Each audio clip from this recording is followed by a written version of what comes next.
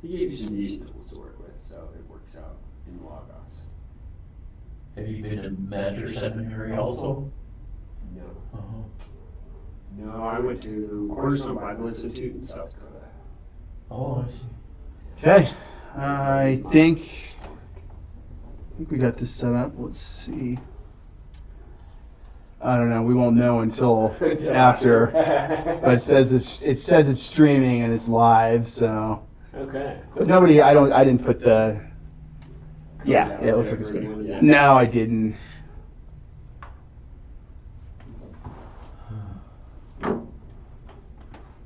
Show this one more time. Hi. Hey. How are you doing? Hello. Hey.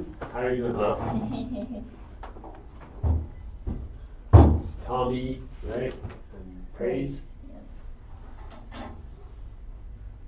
Doing your alphabet? These were vocab chapter 2. Oh. Right now.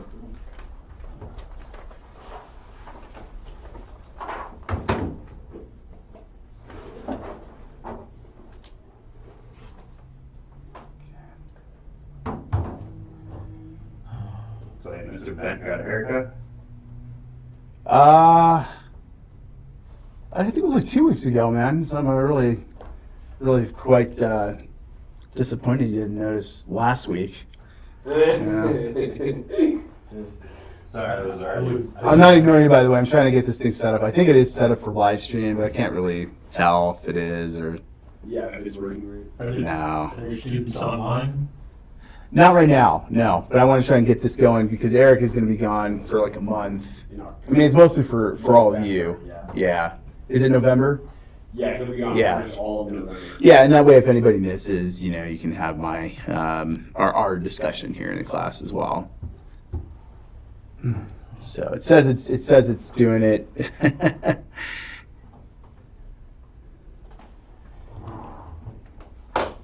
We'll know soon enough.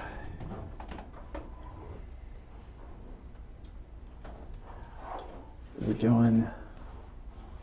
There we go.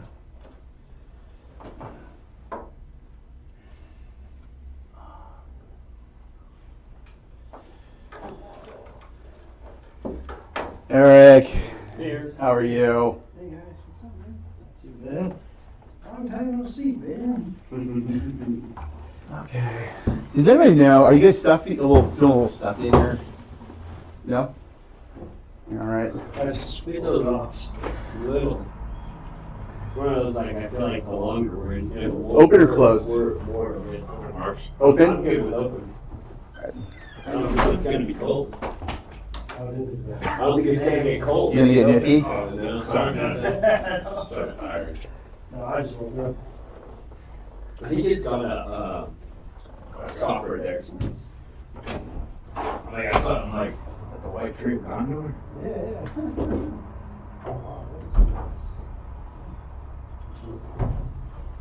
It's not too noisy, is it? Not unless, When you say It's it's car going wreck out there. Ukraine for a month.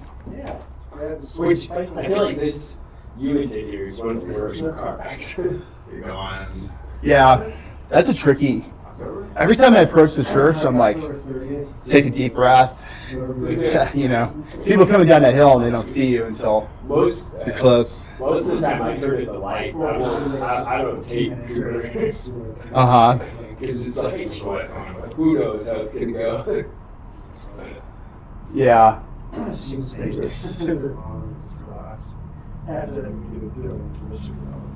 Oh no. Let me just do this instead. I'm not gonna try to. busy man, my friend. Spray.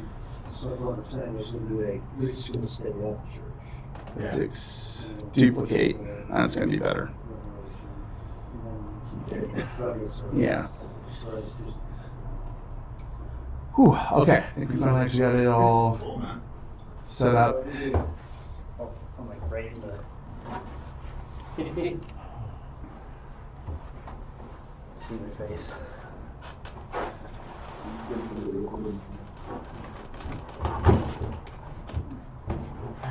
All right. Well, let's go ahead and get started. So I'm gonna pick on somebody to pray to open things up for us. So today, Mike, it's gonna be you. All right. Dear Father, thanks that we can gather and learn more about you and your word and the way it was written, the language it's written in. So thank you for such amazing scriptures. We know that they are completely true and authoritative in our lives. So commit this time to you, help us to learn what we need to. In Jesus' name, amen. Amen. Okay, so before we jump into the lesson, just a few kind of housekeeping items. So number one, I just want to make it really clear to everyone. I don't know if you've been checking the Slack channel. In this session, I'm actually going to be going over the content that you're looking at in the plumber lecture. I want to just make that clear so you don't think that you're doing 2 different lectures every week and trying to keep up with that pace. So I don't know if that was if anybody was mistaken about that, but I thought maybe some people were. The reason it's set up this way is actually to make it easier for you, because now you're getting the content twice, right? So you're getting it in a more formal kind of lecture format. And then when we come in here, I want to start the class by going through the exercises. If you have any questions about things that you read and that you studied, and then if there's anything in the quiz you need to talk about. Does that make sense? Okay, because I want to make sure I want this time to be effective, but I think it's more effective having you go through the video, get a first pass at it, and then we can come in here, and then anything that's unclear we can work through, and then we can reinforce what we're learning. Right? So the idea is to read the chapter and do Palmer, right?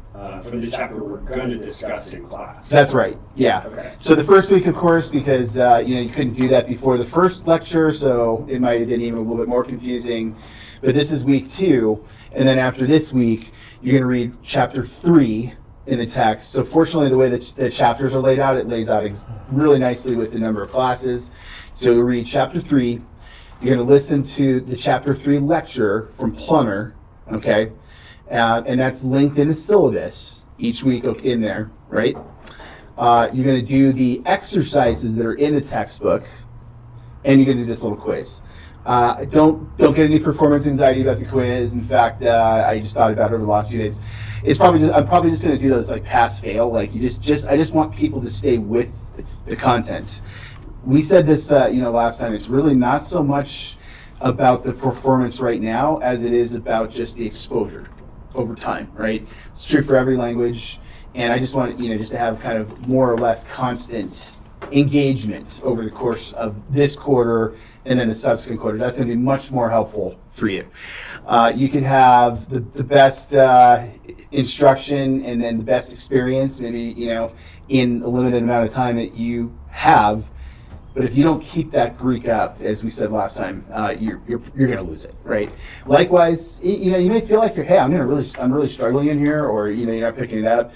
Maybe this is like the first time you studied a second language, or maybe it's been a long time since you have, and it's harder to get started. But this is definitely a marathon, and it's a multi-year marathon, not just a quarter course. Okay. So then do we take the chapter quiz before the week that we're discussing? So like for this one, chapter 2. That's right. Yeah. Do the chapter and the stuff, take the quiz, and then go. And it lays out so that basically, if you wanted to do one task every day, then you'd be able to do it every day, and that's going to be much more useful for you. And so you'll have let's see, you've got the reading, you've got the exercises, you've got the video, you've got the quiz,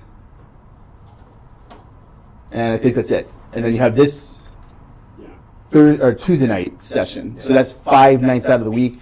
If you spend between 15 and 30 minutes, you should be able to get most of those things done. Now, in the beginning, that's not 100% true.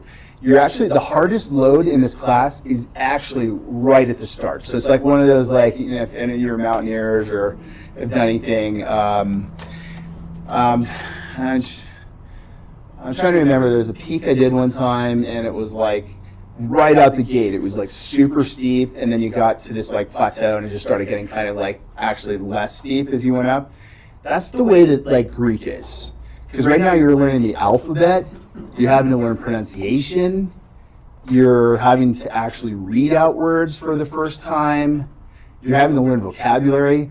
That's actually a very steep learning curve out of the gate. That's a lot. So I think the goal, especially in the first few weeks, is not mastery. And I'll tell you right now, there are people who study Greek like for 2 or 3 years, and they're still not very good at pronunciation, for instance. So don't worry about that. It's definitely it's really just about the trajectory right now. Okay. The next thing I wanted to ask you about was let's just do this easy. Show of hands. Everybody on Slack. Okay. All right. Everybody has the syllabus. You got it. Okay. All right. I don't know if I have that. You don't have the syllabus. Okay. So on Slack, and we can chat about it again. We'll sit down and a time or two again and just kind of walk it through.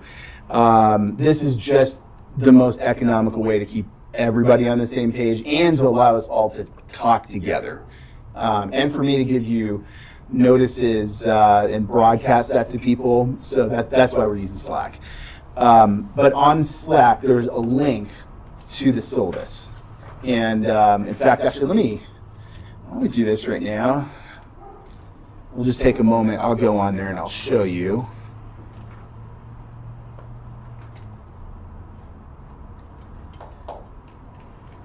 So, Mike, this is what you and I were looking at after class last week. It's this, chat tool. Yeah, that is familiar. Yeah. Mm-hmm. And then right here it said there's different channels for different topics of conversation. On the left? Yeah, you can see right here it says class chat, FRBI beginning Greek. You can just click in there, and then I'm scrolling up to the top here. You can see, okay, here's the link to the class syllabus right here.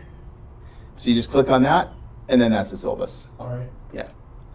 And then I have other information that's useful up there too.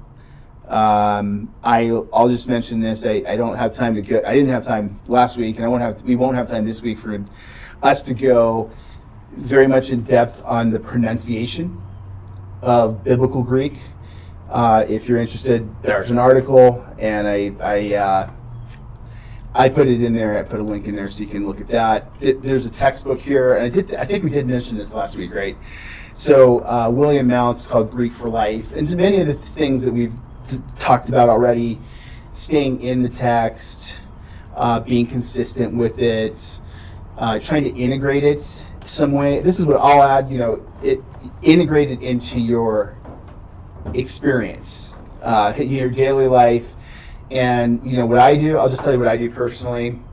What has helped for me over the years is once you get to the point that you can at least just read, then either bring a Greek reader that has the Greek text with some glosses or definitions in the margin, or better yet, like what I have a tablet. I didn't bring it here today, but that's what I bring with me to church every Sunday. And when we're going through the New Testament in Greek, I have that tablet open, and then I'm hovering over words I don't know. There's still words that I don't know. There's 5,400 plus words that are used in the New Testament. So I do run into words I don't know. Not very much in the Gospels anymore, but I was going through 2 Peter this past week, and there were a lot of vocabulary items. I couldn't remember what the meaning was, right? And then this is what I do while we're reading. If they're reading in English, especially if it's a passage I'm really familiar with it already, then maybe someone will read that text in English, and I'll be reading it in Greek. Or during the message, I'll refer to it and try to just read a couple. Sometimes it's even just a sentence. Sometimes it's even just a phrase, right? And that's the sort of thing I think that really helps you functionally, right? Okay. But a good text is Greek for Life. If you you can maybe just read, just browse. If you ever get a hold of it, just browse like some of the chapter titles even, and one or two of the chapters. I did read the whole thing this summer. I thought it was definitely worthwhile. All right, let's see. Okay, I think that's everything I had as far as just the administration piece of this. Did everybody do the quiz for this week? I didn't have a chance to check before the class. I did not. I was confused if I was supposed to do it or wait till Okay. That's why I asked that question. All right, who finished the quiz? Okay. All right. Okay, so don't worry about it for this week. As an exercise this week, just go ahead and finish it. Tommy and Eric, and then we'll just, the goal here is just to kind of let's get all together like on the same page with everything. Started and just then that will progress right far. Oh, I finished. Yeah.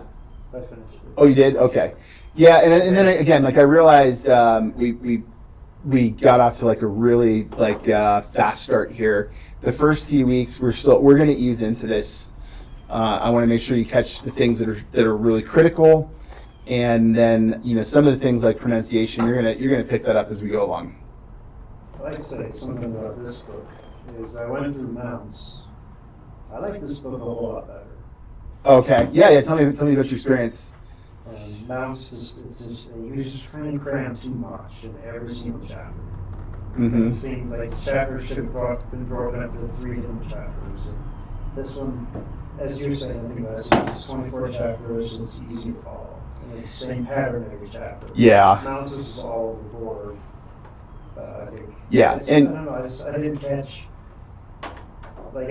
I just thought I don't know. Some teachers and books click with me more than others, and this is clicking more. And so that's a big part of the reason why I chose this textbook is I felt like it was very accessible without oversimplifying anything. I think it only gave you exactly what you need, and I feel like it's really important to stay on that I come from a business background. They call it the critical path, which means like what is it you absolutely have to get done in order to be able to progress and reach a destination or goal, right? And so that is the reason why we chose this. And Mounts does have a lot more supplementary material. There's another text, Decker, which I actually really like this textbook, but I felt it just had way too much, and it was bringing in text from the Septuagint, which is the Old Testament translation from Hebrew and Aramaic into Greek. And I felt like that was just too much for this beginning Greek course, right? Okay, good. And another reason we went with this textbook is that there's really great online resources, and I do think that Palmer does a really good job with those online lectures, and that B&H, which is the publisher, on the link that's in your syllabus to all those resources. So the flashcard resources, the vocabulary items, the links to the videos. I think there's some additional exercises and everything in there. If you scroll down on the page just linked there, I think those are all really well done. So there's lots of good resources that integrate in. But I'll be interested as this quarter goes on. Tell me more about your experience with it. This is the first time my friend actually has taught New Testament Greek using this text before. He highly recommended it, but I don't know too many people here locally who've used it. So be curious to get your feedback. All right. So any other questions so far? Anything related to like the course administration, content, anything? Well, so I haven't seen the quiz yet, obviously. That's something we do at home and then send it to you. So the quiz is it's a Google form. So when you click the link for the quiz, it'll pop up a web page, and then you type your answer in. So it's an online quiz. In fact, maybe we should take a look at that. Let's do that real quick. Where was I? Here, yeah. Okay. All right, so here's like the course schedule. So here's the video link right there. So if you click this, in fact, I'll do that just so you can see it. Here's the B&H page I was telling you about with the resources, and you just scroll down here, and then down here, it is kind of far down here, here's all these student downloads. So this just has vocabulary for each week. There's practice exercises. I think these are drawn from the text, but there might be some other ones in there too. And there's several like flashcard tools out there. There's one called Anki. I don't know if anyone's used that before, but there's several of them. I did actually play with this one called Anki. You had to install some software, and it worked really well. So this is but I just wanted to see that. That's the page for B&H. The main thing actually I wanted you to see in here was the links to the lecture. Yeah, here it is. Lecture video links. You know, because that's where you're going to find them. Because if you try to search for these on YouTube, you probably discovered already you can't find them because they're not listed. So you just got to just open that up, and it'll have the links for the plumber lectures for each chapter. Okay. And then the quiz. So here's vocabulary, Quizlet. Oh, so there's two tools. One's called Quizlet, the other one's called Anki. I think I have that pronounced right. Maybe somebody else knows. But if you click this thing, it'll pop you into this tool here called Quizlet. So that's actually what I put into the syllabus. And you can see here, it looks like it's in reverse order for some reason, but if you go down here, you can hit chapter 1, vocabulary, and it will. You can play games. That's not for me. That might be for you. And then over here, okay, here we go. Here's like a flashcard, and then you can click on it, and then it'll show you what the gloss is on the back. Is that everybody picking that up? Okay. All right. So that's what that is. Maybe you've already looked at that already. And then there should be, there's no quiz. For this week, okay. I just saw a problem in here. So did anyone try to access the quizzes? Did you go to Google Classroom for it? Okay. I meant to put the links in here. Obviously, I failed to do that. So, but all of you should have access to Google Classroom. So let me go over to Google Classroom real quick.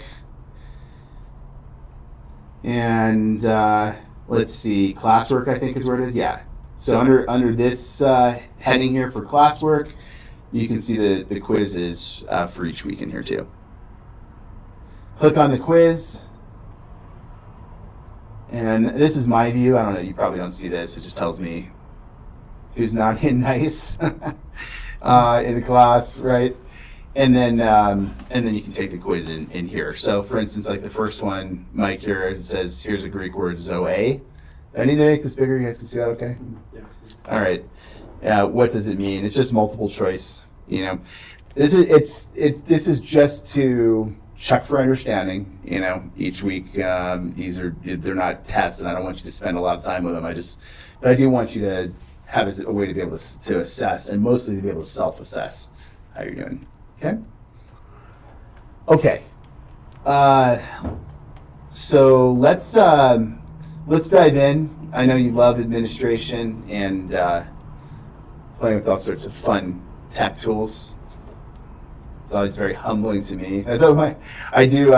Some of you may know I actually have like a technology business, and so it was fun times for me coming in here next week, and I couldn't even get anything set up. I think we are live casting right now, by the way. I think it is actually working. So if you miss a class, it will be recorded, and then that's actually a good question.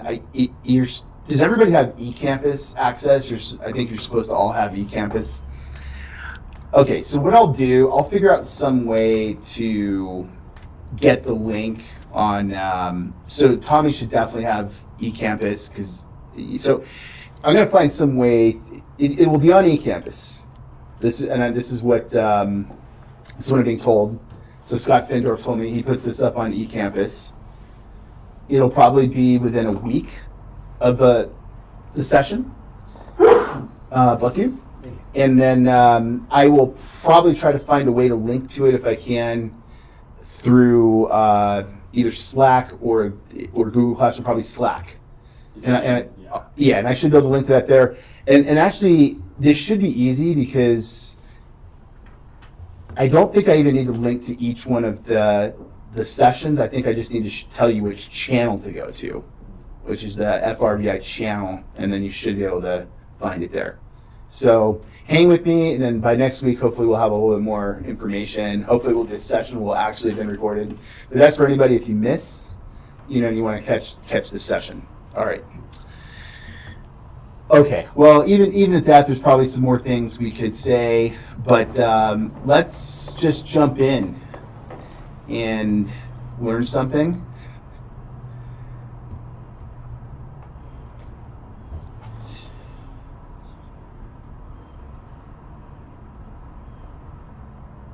Oops, not there. All right. Hopefully you can see that. Title page. Yes. Okay. One of the things, for me, I think is important is to recognize you're always learning. And that's been true for me as I prepared for this course this summer. So, Ben, I was telling people last week, I read through the Synoptic Gospels this past summer to try to get ready. Read through a number of texts and articles on linguistics and the Greek text, and then did a study on the pronunciation of Greek. And I felt like that's always really important. You want to continue to learn, reinforce what you learn, and then occasionally to make, I think, a significant discovery. And I felt like that actually happened last week. So we went over different reasons to study Greek, and I just want you to know I would add to the list now something really important that I talked about off the cuff, but I think is really critical. We talked about how important it is to be able to preserve the gospel and to protect the gospel by understanding what does Scripture actually say in the original languages, and to defend against many heresies that begin with a mistranslation of the original text. I think there's something that is really important that I hadn't really prepared for, and that's also to understand how it is we propagate the gospel. As the gospel is being taught less, or I should say the Greek and Hebrew of the Scriptures being taught less, the gospel at the same time is also not going out to as many people groups in the world, different nations that don't have the gospel. And that's something that really struck me last week. And I thought this would be interesting just to start our time today. One of the only thing I'll point out from here is that there's 2,000 languages that have no scripture at all. And one of the organizations, I believe it's Wycliffe, has a backlog of, I believe the figure is 544 languages for which there is identified need, and they're trying to send people, but there's nobody yet who's engaging, right?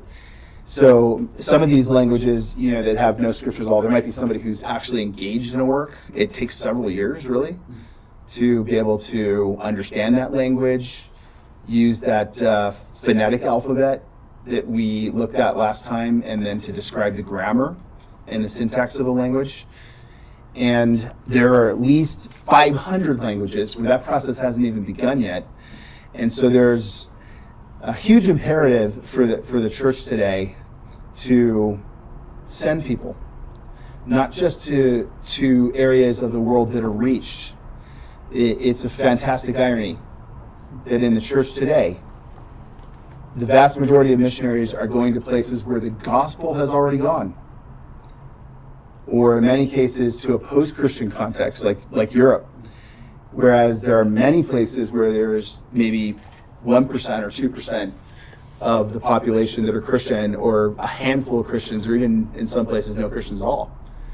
So what we're doing here is truly of critical importance. And I think, again, you'll find, and I want you to know, I want to try to be candid about some things that I even struggle with. And over this past summer, the thought was coming back to me, so much time, so much effort that goes into the languages. Is it really worth it? And I thought about you. I thought that people were going to come and invest in this effort. And I thought about, quite frankly, some of the other institutes and seminaries out there that are curtailing or completely eliminating the language classes. This is absolutely vital to the transmission of the gospel and the fulfillment of the Great Commission. Why are you getting rid of it?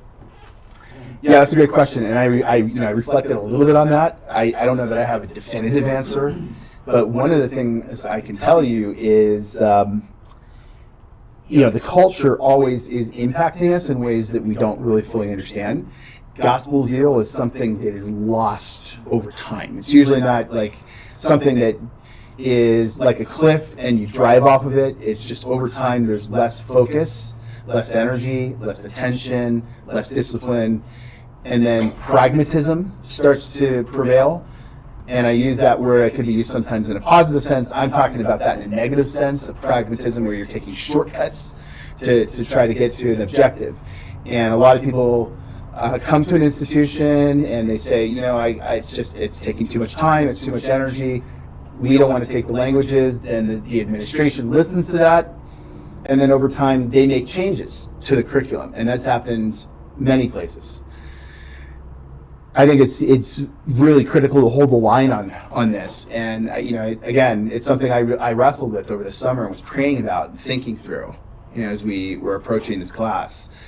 But it is the highest and it is the most noble calling, and I believe it's something that we need to recover, and not just look at kind of hey, what is the straightest line for someone who's potentially approaching pastoral ministry in the United States to get from here to there and get the bare minimum of training that would fit you or equip you for a domestic context, right? We can't think of that. This is a stewardship that God has given us that has worldwide, global implications. And as the church collectively, and for each one of us individually, we have some role to play in that stewardship. And that doesn't mean that everybody is going to be a recognized expert in the languages, but the languages are so critical to what we do, and especially in an age when the church is really starting to become a lot more like the culture and is only concerned with what's happening here and now, and not as much concerned with the progress of faith in other places. And now I'm getting old enough that I can actually trace the change over 2 to 3 decades. And I meet very few people who are, say, under 30, who are telling me, my goal is to get equipped to understand how to be a pastor or pastors, and to take the gospel to people that have never heard it before, or don't even have a Bible in their language. And that aspiration is becoming astonishingly rare. And yet that's right there in the Great Commission, isn't it? Jesus is calling us to go to the nations. So I really thought about this a lot, and I think that the time we had together last week actually really impacted me thinking about these things, and so I appreciate that discussion. All right, so what I want to do, let's see. Oh, that's strange. I had a slide in here. Maybe I hit it accidentally, or it looks like I accidentally deleted it. So hang on a second. We're going to go back to week 1. I just want you to see the alphabet here, and we're gonna review the alphabet little by little, and we're going to get there in understanding it. Right. So let's do something similar to what we did last week. So first I'm gonna I'm going to call, you're going to respond. We'll go through 2 or 3 times. And then I'm going to have everybody just a few of you just go up there and write the alphabet. And then those of you who aren't up at the board, I'll just have you use your notebooks and then kind of write at the same time, okay? Alpha, Alpha. beta, Beta. gamma, Gamma. delta, Delta. epsilon, Epsilon. zeta, Zeta. eta, Eta. theta, Theta. iota, Iota. kappa, Kappa. lambda, Lambda. mu, Mu. nu, Nu. c, C. omicron, Omicron. p, E. rho, Rho. sigma, Sigma. tau, Tau. epsilon, Epsilon. phi, E. chi, Chi. c, C. omega. Omega. All right. Alpha, Alpha. beta, Beta. gamma, Gamma. delta, Delta. epsilon, Epsilon. zeta. Now all together. Eta, theta, iota, kappa, lambda, mu, nu, c, omicron, p, rho, sigma, tau, epsilon, phi, chi, c, omega. All right, Ben, your turn. The first 6 letters. Go. Alpha. Beta. Gamma. Delta. Epsilon. Zeta. Eric, Eta. Eta, theta, iota, kappa, lambda, mu. Mike, Nu, C, Omicron, P, Rho, Sigma. all right. Praise. Tau, epsilon, phi, chi, c, omega. All right, good. And then I'm just going to go through the sounds. So you can imitate it if you want, but again, so alpha is like an ah sound or a sound. Beta, B sound. Later in spoken Greek, it was more like a V sound, but you can say it as a B. Gamma is like a G sound, like G. Okay. Later, it was more sometimes like where you would make the sound of G, but like more like a something like that. G, it's fine. That's the Erasmian or traditional pronunciation. But we were making a case last week that that's actually pretty close to what people probably would have heard with the reading of the original New Testament in this higher register of the language. All right. Delta, D sound, like duh. Epsilon, zeta, z. Eta, like would be like an A sound. It may actually have been the same sound as alpha, but just longer. Theta, in classical Greek was a t sound, but you can say it, this is the modified Erasmian th. Okay, it's easier to learn, sounds more like a sound that you know, or would associate with words that have been translated from Greek. So, thamelion is, that's it's a, I don't even know what that word means. It's a Greek word that says something about, it has something to do with like heat transfer, T-H-E-M, right? So you can say it that way. Iota, you can say, I was taught kind of like and like is sound, that would be modified Erasmian. The ancient Greek may have been similar, or it could have been more of like an E sound. You can just say I, that's good. Kappa, like K sound, lambda, an L sound like la, right? Mu, like an M sound, N, nu, like a now. Z would be KS, right? Like bricks, locks, right? Okay, Omicron would be an O sound. You can, for, again, this is the Erasmian for the classroom, you can make it more like an ah, or that's probably like the best way to pronounce it, just to create some difference in the pronunciation from omega. And then omega you can pronounce as just O. Then P, or, as I learned at pi, but P is just a P sound. Rho, an R sound. Okay, sigma, an S sound. Tau, a T sound. Nothing here that's surprising, right?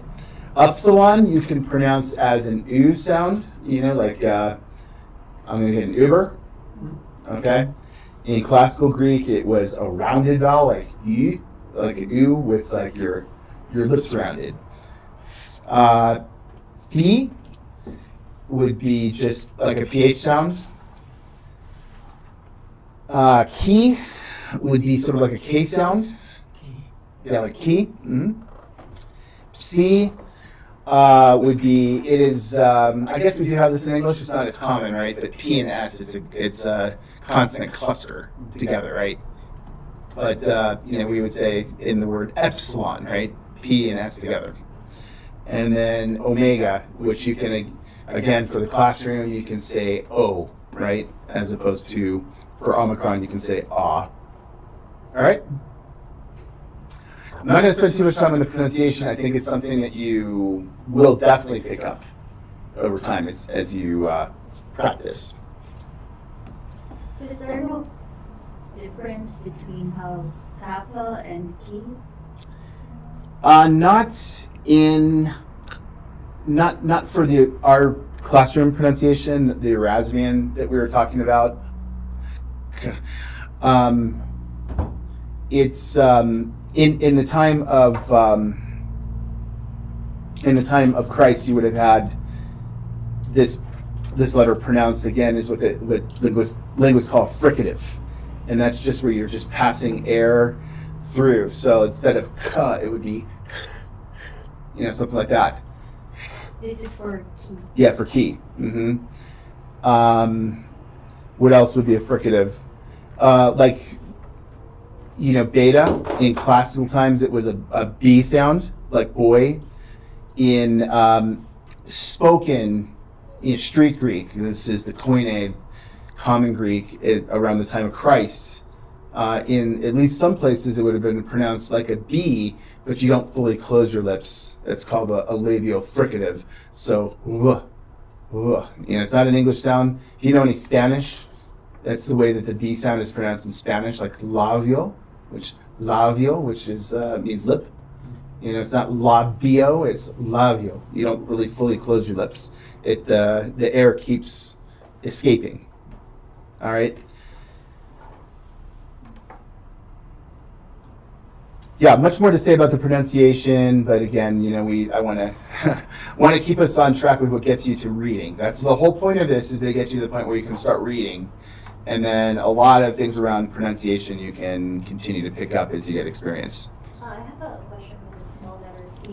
Mm-hmm. Some write it as a small letter O with a straight line. Yeah. Is that the same as a... You can write it however, yes, it is the same. And, you can write all these letters however you want to. The key is that you need to be able to read. So how you actually write these letters is really not that important. So some people write it like that. That's how I write it. Some people might do that. I like it like this because then when you want to write the capital, you can write it like that. So then there's a difference. But it's neither here nor there. And as we mentioned last week, it wasn't until about the 9th century that you got these small letters. They were called, you don't need to know this, but just for your information, minuscules. You get mini in here, just for small, right? And then we saw last week how the text was actually, at the time of Jesus, there was no space between the words. They were actually all written in all caps. So if you were to say like friend, philos, it's all caps like that. And that was, even though the minuscules they were originally devised in the 3rd century BC, but they didn't become common until almost a millennium later, literally.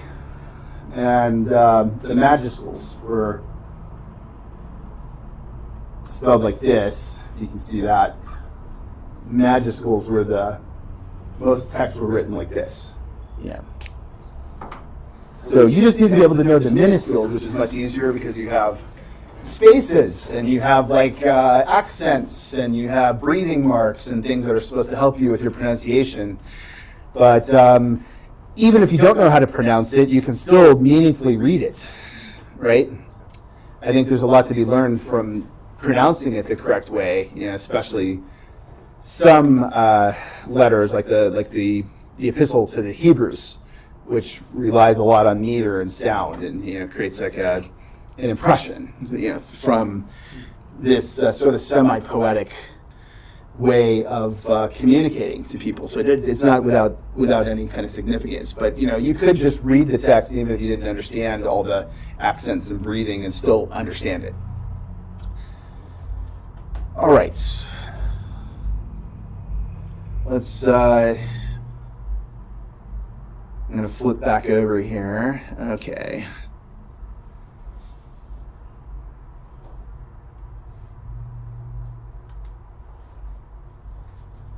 All right, so we're going to start with nouns. Nouns have different properties to them, and we're gonna go through the ones that are relevant for the study of Greek here. So, by way of review, for anyone who wouldn't have studied this or known, nouns have number, right? They're singular and plural. Some languages have a singular, a dual, and a plural, for instance.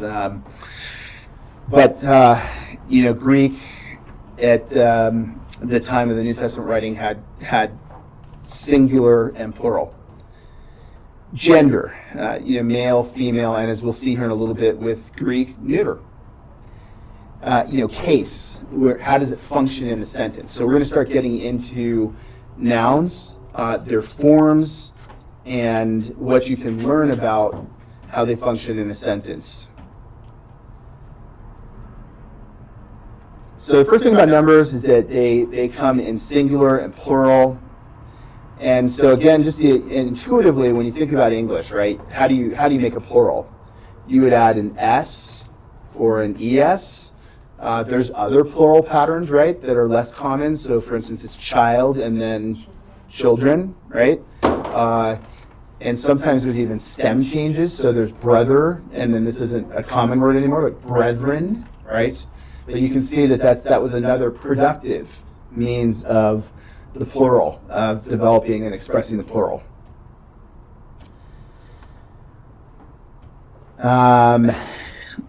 Greek is not additive, but it's transformative. So you would, as they say, decline. The word is decline, which means it's to change the ending of a word in order to show that it's singular or plural. So phone would be voice. Phone is voice. Phi, omega, noon, eta, right? And then the plural is phonai. So phi, omega, noon, alpha, iota. You'll still catch me saying iota because that's how I learned it. But phi, omega, noon, alpha, iota. All right? And then the ending is the alpha and iota, and that means it's plural, right? So let's say it together. Phone. Phonai. Okay. So phone singular and phonai is plural, right? Okay.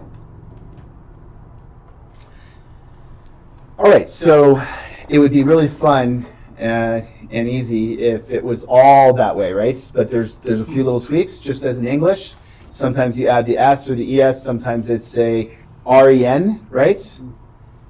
And so in Greek, there's some slight differences.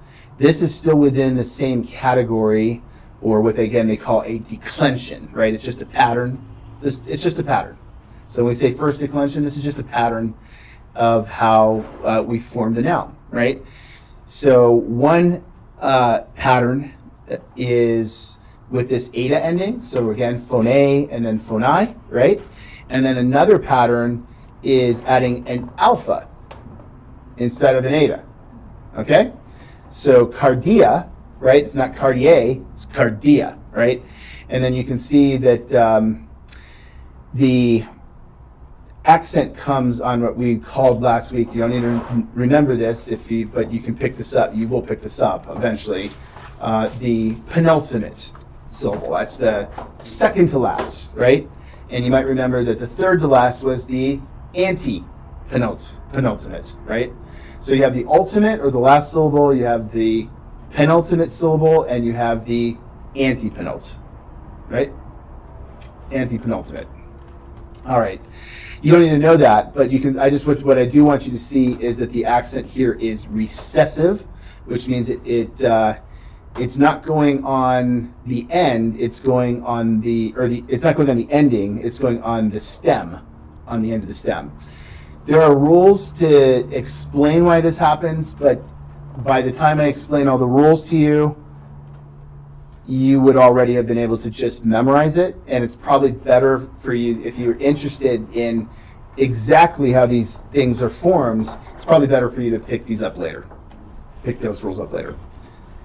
All right, so cardia is singular, and then cardii is plural. So cardia singular with just an A or an alpha with an A sound, and then cardii with an I sound, alpha, iota, right? So cardia, singular. Tommy, say it, cardia. Cardia. And cardii. Cardii. All right, there we go. How do I know if I'm like trying to spell these out? How do I know whether the I goes? Yeah, so the beautiful thing about it is That's an eta going to an alpha with an I. Mhm. The first one. Yeah. Yeah. How do I know that the iota switches to an A? Does that make sense? well the The first one. yeah. So you're On phone. on phone. Yeah, so on phone, the singular with that eta is always going to have the accent on the eta. Okay? For phonai, the accent is always going to be on the iota. Okay? If you have that alpha pattern. So if you have that eta pattern. If you have an alpha pattern like cardia, then you're going to see where the accent actually ends up is based on some kind of complicated rules that you don't need to know. So I would say for these, like, don't try. You don't need to memorize the rules for where the accents show up. You just need to just memorize them or just recognize them by I don't sight. mean the accent. I mean why did the aorta switch to an alpha with an I?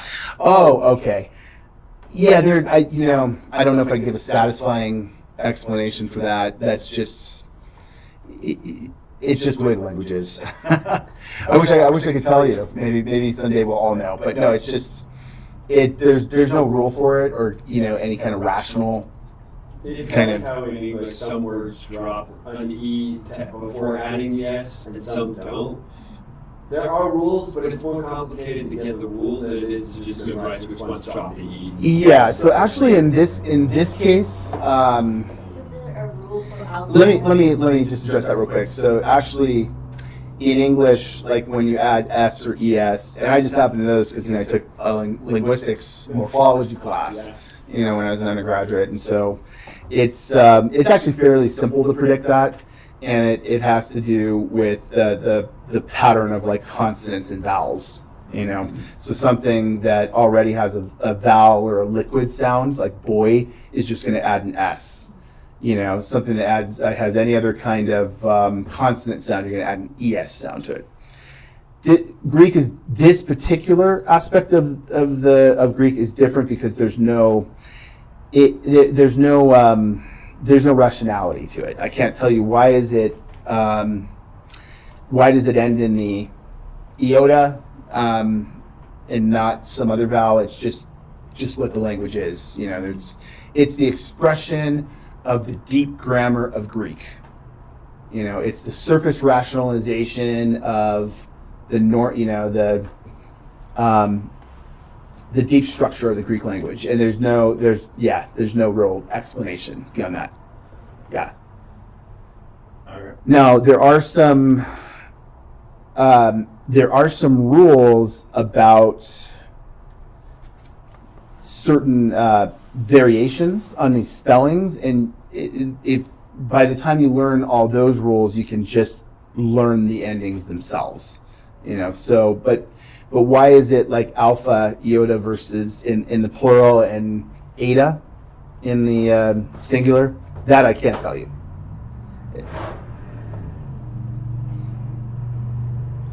All right, so we looked at number, singular, plural, and then there's also gender, right? So this is something which has been largely lost.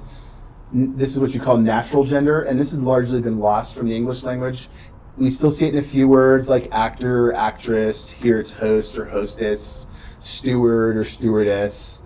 But in English, we don't have a language that's as language would say, inflected for gender, meaning every word has a gender.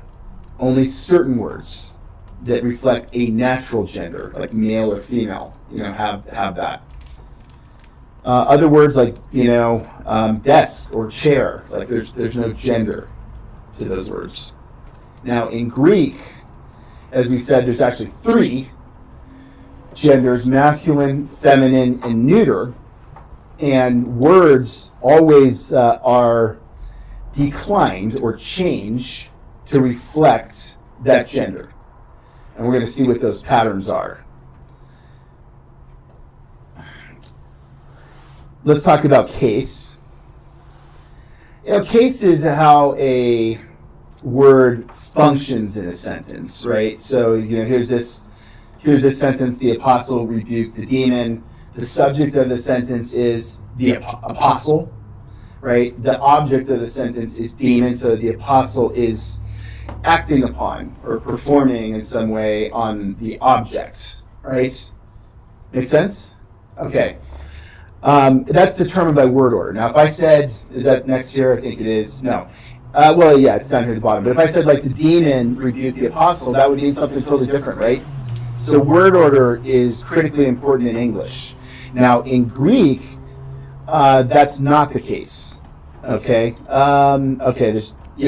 In Greek, like, when you say, the apostle sent the people, you could write that literally, people, apostle sent. It could, that would be object, subject, verb. It could be verb, subject, object. So, sent, apostle, people, right?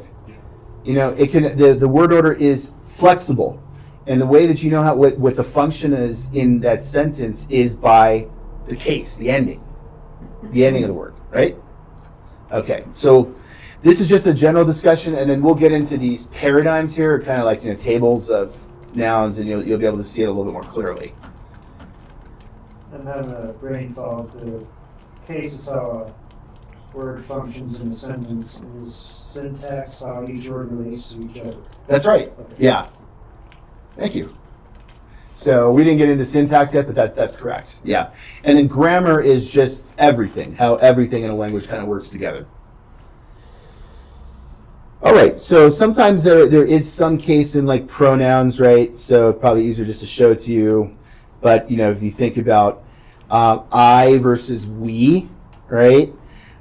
So you can see, okay, well, I is the subject form, right? Which is usually the one that is acting or doing something. And then the plural form is we, right? So this is in English. Case is demonstrated in the personal pronoun. My would be a possessive, right? So in Greek, this is what we're going to call the genitive. The genitive. This is a possessive, right? So if you say my book, right, it's a book that belongs to you. Greek has a case for that, okay? And we're going to see that. And then the dative is the sense of it. There's several senses, and not just the same is true for the genitive. There's several senses for the dative as well, but we're just going to talk about one right now, and that is the indirect object, right? So to give something to someone, you would use the dative, all right? To or for. Oh, and then there's the accusative, and the accusative form is the direct object. So going back to our example, up here, when you're going to look at Greek now in just a second in the different forms, the apostle would be, your subject, right? And then that's going to be the nominative form, and you'll see that. And then the demon, that's going to be in the accusative, because that's your direct objects, right? So who, right, is the apostle? And I might be getting ahead of myself here, but who is involved right here? Who's doing something? The apostle. Who has something done to him or her? It's the demon, right? So that's the direct objects. Okay. All right. So again, case endings indicate the noun function, and you have 4 of them. So nominative, subject, genitive, which is for right now, genitive is possession, mine, our, right? That sense of things. Dative is the indirect object. I gave the ball to John, right? So if you see that word John and it has a dative ending on it, it means to him. All right? And then accusative, which would be the direct object. It's a little abstract, but once we get into some examples, it will become easier here. So, hey phone, which means the voice. Everybody say hey phone. Hey, phone. Cardia, which means that's wrong. Interesting. Hearts for the heart. Yeah, I just noticed that there's an error in this. So I brought this over from that's fascinating. I don't know how that made it all the way to here, but that's actually the singular for cardia. I say that because there's a lot of people that have gone through these slides before, so that kind of surprised me. But cardia means heart, so that's this singular, and that would be nominative for heart, which is the subject. So think nominative, subject. Nominative, Subject. good. Dative, indirect. Dative, Indirect. okay. Genitive, possession or possessive, right? Genitive, possessive. There you go. All right.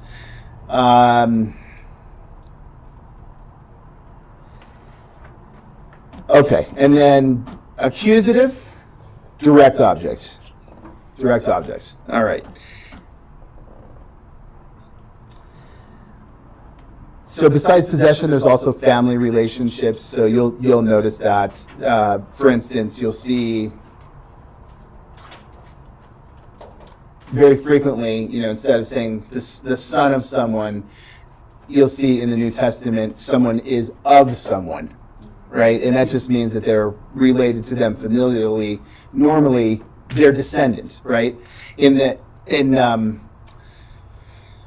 Irish names, and this way I guess this would be true in Gaelic, but in Irish names, you'll see oftentimes that there's the beginning of the last names begins with an O and then an apostrophe, and that means of someone. So if it was John McConnell, it was John of McConnell, right? Or John O'Connor, right? You'd say so it's John of Connor, meaning son of. So similar, you'll see that pattern in the New Testament. So tes phones then would mean of the voice. So I don't know how you possess a voice, or like you could say it's someone's voice, right? The voice of John, his voice. Cardion would mean of the hearts or of hearts. And it would answer this question, whose, right? So the Son of God gave the gift to the man. The English preposition of is something that we would add into that translation to make it smoother, right? All right, and I know this is all abstract because you're not looking at the Greek yet, but This will help you to get like a running start once we start looking at these tables of Greek endings on nouns. So dative used to indicate the indirect object again. Notice remember we called it the iota subscript. Does anybody remember that? That's again due to some morphological rules that we don't need to get into just yet. Many times that iota then would combine and it would be written underneath the vowel here. So you have an eta here at the end, phone, and then underneath it you have an iota. That's the iota subscript. So that is used to indicate the indirect object. 2 or 4 typically would be a translation. Now we're beginning to already talk about translation, and we're only into the second week. There's many things that impact how you translate, and there is a little bit of an art to it. But generally you would say 2 or 4. It would depend on the context. It would depend on the context. So when you get into translation and you're going to say, well, how should I translate this? Would it be 2 or 4? You have to look at the context and what English usage requires. Cardiais, so the dative, this is actually the plural form. So cardiais would mean 2 or 4 the hearts. And again, the question is 2 or 4, whom? Right? So the Son of God gave the gift to the man. In the English, that preposition 2 or 4, you won't see that in the Greek, but that we add that in, right, to express the translation, to complete the translation for the dative. And then finally, the accusative, we said, is the direct object of the verb tain phonein. Everybody say tain phonein. And that would mean the voice, but in the direct object. Like I hear the voice, right? I hear the voice. That's the direct object. That's the accusative. Say accusative. Accusative. Okay. All right. And then cardias, hearts, but again, it would be the accusative. So the surgeon operates on hearts, or so that's the sense there, and it answers the question, what? Yeah. So what is it that you gave? All right. All right. So this is like I thought it would be good to put like this. There's a chart here. I believe there's also a declension. Several declension charts in chapter 2 of the book. And again, look, I'm going to tell you up front. This is the hardest part. It really is, because there's a certain amount of rote memory that you just need to have before we can kind of start to move forward. But I'm telling you, it gets a lot easier once you get past some of these first few chapters, right?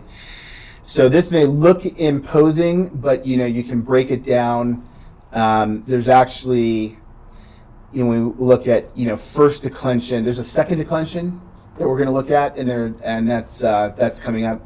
But these are what you call first declension nouns, and you're going to see again what's called an eta pattern. So you can see phone there. Everybody sees phone, nominative singular. Okay? And if you look at the genitive right underneath it, everybody say phones. Phones. Phones. Okay. Taste, phones. Say taste, phones. Okay. We're going to talk about the article here in just a little bit, but that would mean the voices. In this case, of the voices. Okay, or in this case, of the voice, right? In the plural, of the voices, right? Okay, and then phone. Everybody say phone. Okay, and that's the dative, and again, it's 2 or 4 the voice. 2 or 4 the voice, all right? Notice the iota subscript under the genitive and under the dative, right? Phones. Everybody say phones. Everybody say phone. So genitive phones of the voice, dative phone, 2 or 4 the voice. Okay. And then the accusative phonein. Everybody say phonein. There we go. So you're already reading and pronouncing it quite well. Say tain phonane. Tain phonane. The voice. Tain phonane. Tain phonane. Okay. Very good. All right. Hi phonai. Ready? Hi phonai. The voices. Nominative, subject, right? You may not use that word in English. This is just a paradigm word. You probably don't use the word voice as a subject very much, right? Like voices. The voices. Use Siri voices. You might say voices are speaking to me in my head, right? We don't use that, but this is just the paradigm, right? So it's just an example. Paradigm is just an example. All right. Say hi phonai. Okay, the voices, plural, right? Okay. Tone phonone. Tone phonone. Okay. Of the voices. Of the voices. Everybody say tone phonone. Tone phonone. Very good. All right. Tice phonice. Everybody say tice phonice. Tice phonice. To or for the voices. Okay? All right. Tice phonice. Tice. Tice phonice. Tommy, tice Tice. phonice. Nice. Okay. All right. Where are we on this chart so far? Dative plural. So Good go. work. So you're gonna go up like where it says dative plural, down there at the bottom, Yeah. and then in the first column, it's the article, and it says Tice, Tau, Alpha, Iota, Okay. Sigma, right? Tommy, give me the letters. Tau, Now, talking about the three of them right there on the far right. Tice. So right there in the bottom left where it says dative plural, and then underneath, and then it says in the column, it says article. Yeah. All right, so dative plural, it says Tice, so Tau, Alpha, Iota, Sigma. Got it. All right? So Tommy, Tau, Tau. Alpha, Alpha. Iota, Yoda. Sigma. Sigma. All right, spell it for me again. Tau. Alpha. Iota. Sigma. Got it. Perfect. All right. Everybody say dative plural. Dative plural. Okay, I'm trying to help you because I mean, look, this is the hardest part. I think it just has to be done by rote. Now when you go through the lectures, there are some mnemonics that Plummer gets into. As they say, your mileage may vary with those. I'm not a mnemonics guy. I find it's just better by the time I figure out like what the story is. I think he has a story about some Methodists and some Presbyterians, and by the time you do that, I just listen. Write this out 5 or 10 times. Say the letters, and say the words, and you'll get it. Okay, and that's probably just the best way to start. So everybody, Tice phonice. All right, and Eric, why don't you spell phonice for us? Phi, Omega, Nu, Alpha, Iota, Sigma. Okay, very good. So phi, can you see where we're at there, Tommy? Actually, I can do this. I might be better with this. I ran into this last time too. It's like it's so deflating. Hold. I can close that now. Actually, I might have one that shows up on the TVs over here. Really? Okay. Let me see it. Oh my god. Here. It's the light absorbs the light. All right. Tommy, Tice phonice. Let's hear it. Tice. That's so nice. Tice phonice. Let's spell it. Tau, Tau. Alpha. Alpha, Iota. Iota, sounds. Sigma. You got it, yeah. All right, Phoenice. Doesn't work on there either. I don't think lead lights would work. That doesn't work. Phi. Is that- Call it out. Phi. You know, on the card you gave me, fee. It looks nothing like fee. Oh, Yeah. yeah, it kind of looked like a smaller. So for probably like just like 2 or 3 weeks, you're probably going to be confused by all the different ways and the typesetting looks for different kinds of Greek fonts, and then after that, it's just going to be fine. Maybe you should just zoom in on it a little bit. Yeah, that's better. Let's do that. No. Oh, it doesn't want to do it. No, it doesn't. So I made this too small. Note to self, gonna have to, it's okay. Let me actually here. But let's just do this because we do have. It's one of our paradigm words, so it is in here. That's Where's genitive. that one come from? Phone. That's not a W. It is. Oh, it's not. It is. Just Yeah, a Megan. small.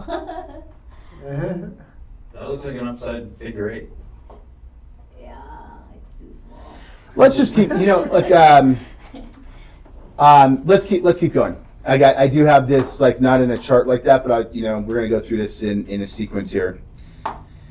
As we talked about, like the word order is not significant in the Greek, right? It can be very flexible. So you can't rely on the word order to tell you how a word is functioning in a sentence, right? You got to look at the case ending. And so sometimes you may find the subject at the end, you may find the subject at the beginning, you may find it in the middle. The case of the noun determines whether it is the subject, the direct object, or some other part of speech. Okay, so this is what they call morphology. This is just the study of just the form of words, right? And how they change. The stem here, phi, omega, noon. Tommy, phi, Fee. omega. Omega. Oh, you're actually. Go for it, yeah. Phi. Omega. I wish some of that fee. Yep, just take your time. We're here to learn.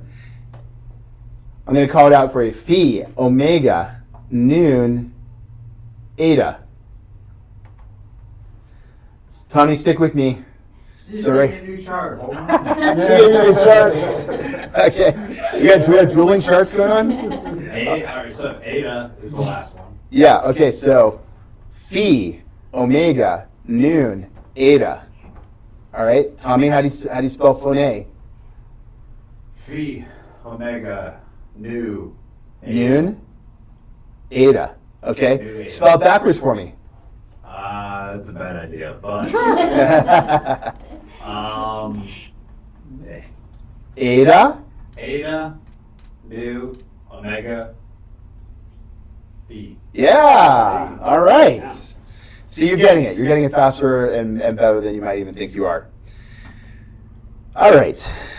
So this is the stem. The stem is, or sometimes called the root of the noun, and then that's what you're going to start with. You're going to add the ending onto that in order to get the part of speech. So here again we have cardia. Everybody say cardia. And Ben, spell it for us. Kappa, alpha, rho, delta, iota, alpha. Okay. Mike, give me the first 3 letters. Kappa, Alpha, rho. Rho. All right, there we go. Kappa, alpha, rho. Kappa, alpha, rho. Tommy, first 3 letters. Kappa, Alpha, Rho. There you go. Okay.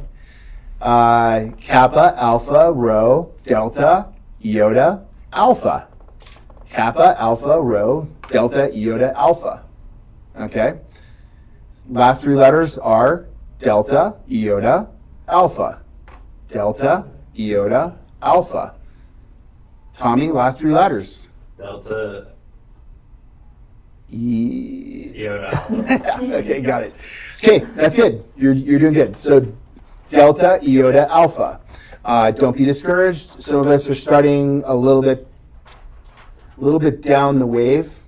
You know, we've already got on our surfboard and we're moving as we're getting into this class, and some of us are just trying to stand up on the surfboard. All right. Kappa, alpha, rho, delta. Kappa, alpha, rho, delta. Delta, iota, alpha. There you go. You're gonna make you just teach yourselves. All right. Kappa, alpha, rho, delta, iota, alpha. Okay. Tommy, first three letters. Kappa, alpha, rho. Okay. Last three letters are delta, iota, alpha. Delta, iota, alpha. Tommy, last three letters. Delta, iota, alpha. Perfect. Okay, first three letters. Kappa, alpha, rho. Okay, all together. Kappa, alpha, rho, delta, iota, alpha. Yeah, there we go. Excellent. All right. And this is what we call the eta pattern. We call it the eta pattern because there's an eta in the nominative, singular. All right, okay. Everybody say nominative. Nominative. Singular. Singular. Okay, nominative reflects which part of speech? Subject. All right, that's it. How would I know if it's nominative or dated? The chart that he had. Four letters. Well, that's where memorize. Eventually, as we memorize the words, you'll know that part comes as you memorize the words. So Tommy, when you see a word like this and it has an eta, okay, and that eta is always going to have that accent, Yeah. right? Then when you see the accent and you see the eta, you're going to know that that is a first. You don't need to know that. Remember that it's first declension. That happens to be, but you're going to remember it's a noun. You're going to remember that it is nominative. It means it's the subject, and you're going to remember that it's singular. Okay, so voice, singular. Okay, so when you see that eta, and it doesn't have the circumflex little accent like this, right? Horizontal. Yeah, it could be horizontal in some Greek, so yeah, sometimes it's written in your printed text. Sometimes you'll see it like this. Sometimes you'll see it like in the printed text, kind of like that. Yeah. In Spanish they call that a tilde, but this is, sometimes it's like that. That's all the same thing. That is a circumflex accent. I thought that was just for the pronunciation, or the accent, for the. Well, it is like pronunciation. You need this in order to know how to pronounce it, but you also need to know it in order to be able to recognize these case endings and other types of speech, and we're going to get into that. So if you see this, you'll eventually learn that, that has to be a verb, okay? And you'll know that when you see this and you see an eta with the strong accent, then you're going to know that that has to be a noun. And it has to be a nominative or subject, right? Ugh.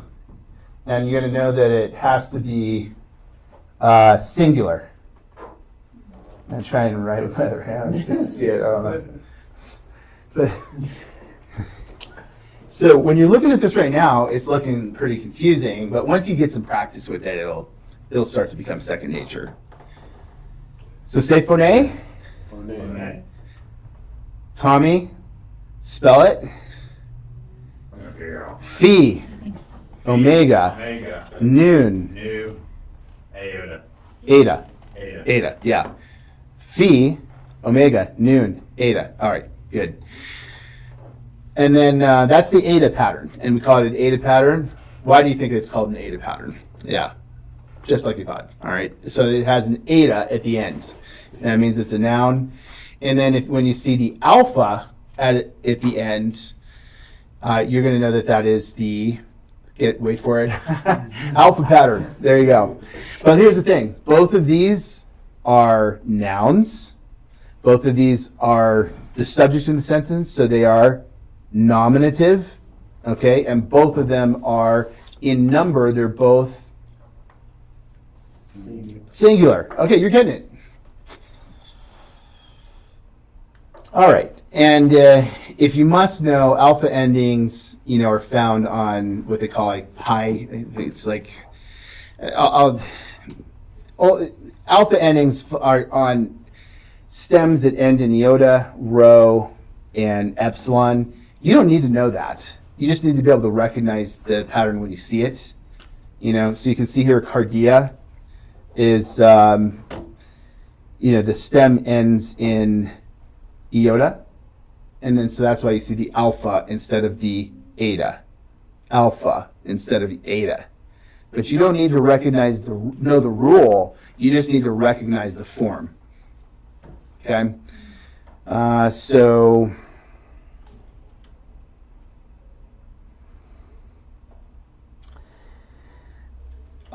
there are rules here, but you don't need to memorize the rule. You just need to be able to recognize it. So if you saw cardia, what does cardia mean? Heart.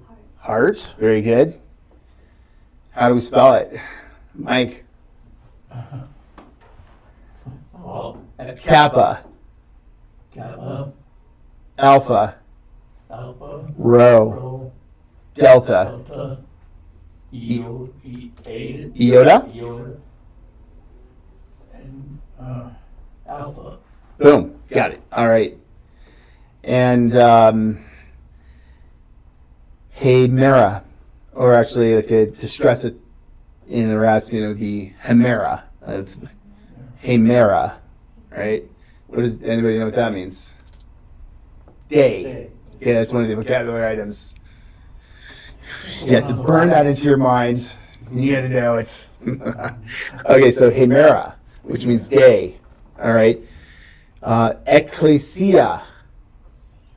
Ecclesia. Everybody say ecclesia. Ecclesia. Notice the double consonant, the double kappa. They're both pronounced, so it's not ecclesia. It's ecclesia. Ecclesia. Got it? All right, let's hear it. Tommy, say ecclesia. Ecclesia. And praise spell ecclesia. Epsilon, kappa, lambda, eta, sigma, iota, alpha. Very good. All right. What's ecclesia mean? Church. That's right. Or congregation or assembly. And you'll learn later it comes from a word meaning to call. And from this verb right here, kaleo. Say kaleo. Mm-hmm. So these are the ones who are called out in this case, and it could be called out into a meeting, could be chosen, although you won't see it in this form, but you'll see in similar forms like this.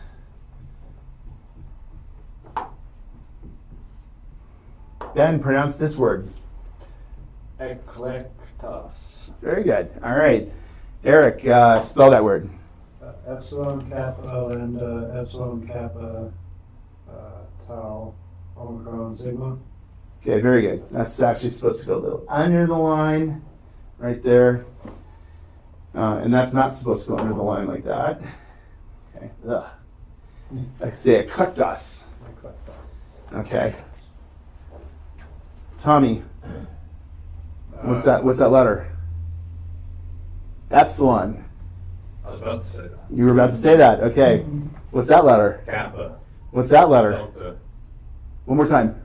What letter is that? How about lambda? Yeah, that. Epsilon, kappa, lambda. Epsilon, kappa, lambda. Epsilon. Epsilon. Mm-hmm. Kappa. Tau. Tau. Omicron. Yeah, that gives it away. Okay. What letter is this? Tau. Omicron. Tau. Omicron. Sigma. And I have decent enough handwriting that I can actually, ask you, and you should pretty much be able to get it. This There's means, some letters I haven't learned yet. yeah. What do you think this means? Chosen. Or called, right?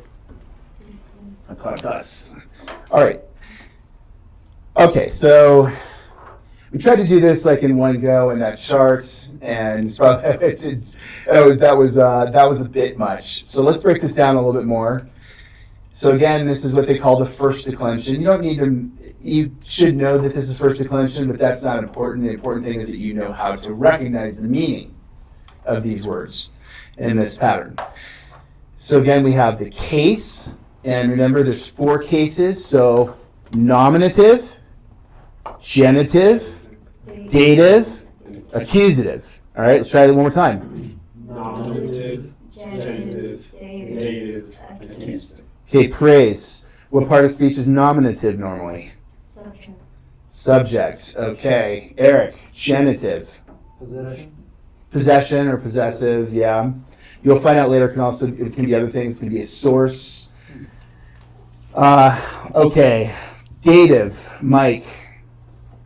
What part of speech is represented by the dative? Indirect objects. Indirect objects.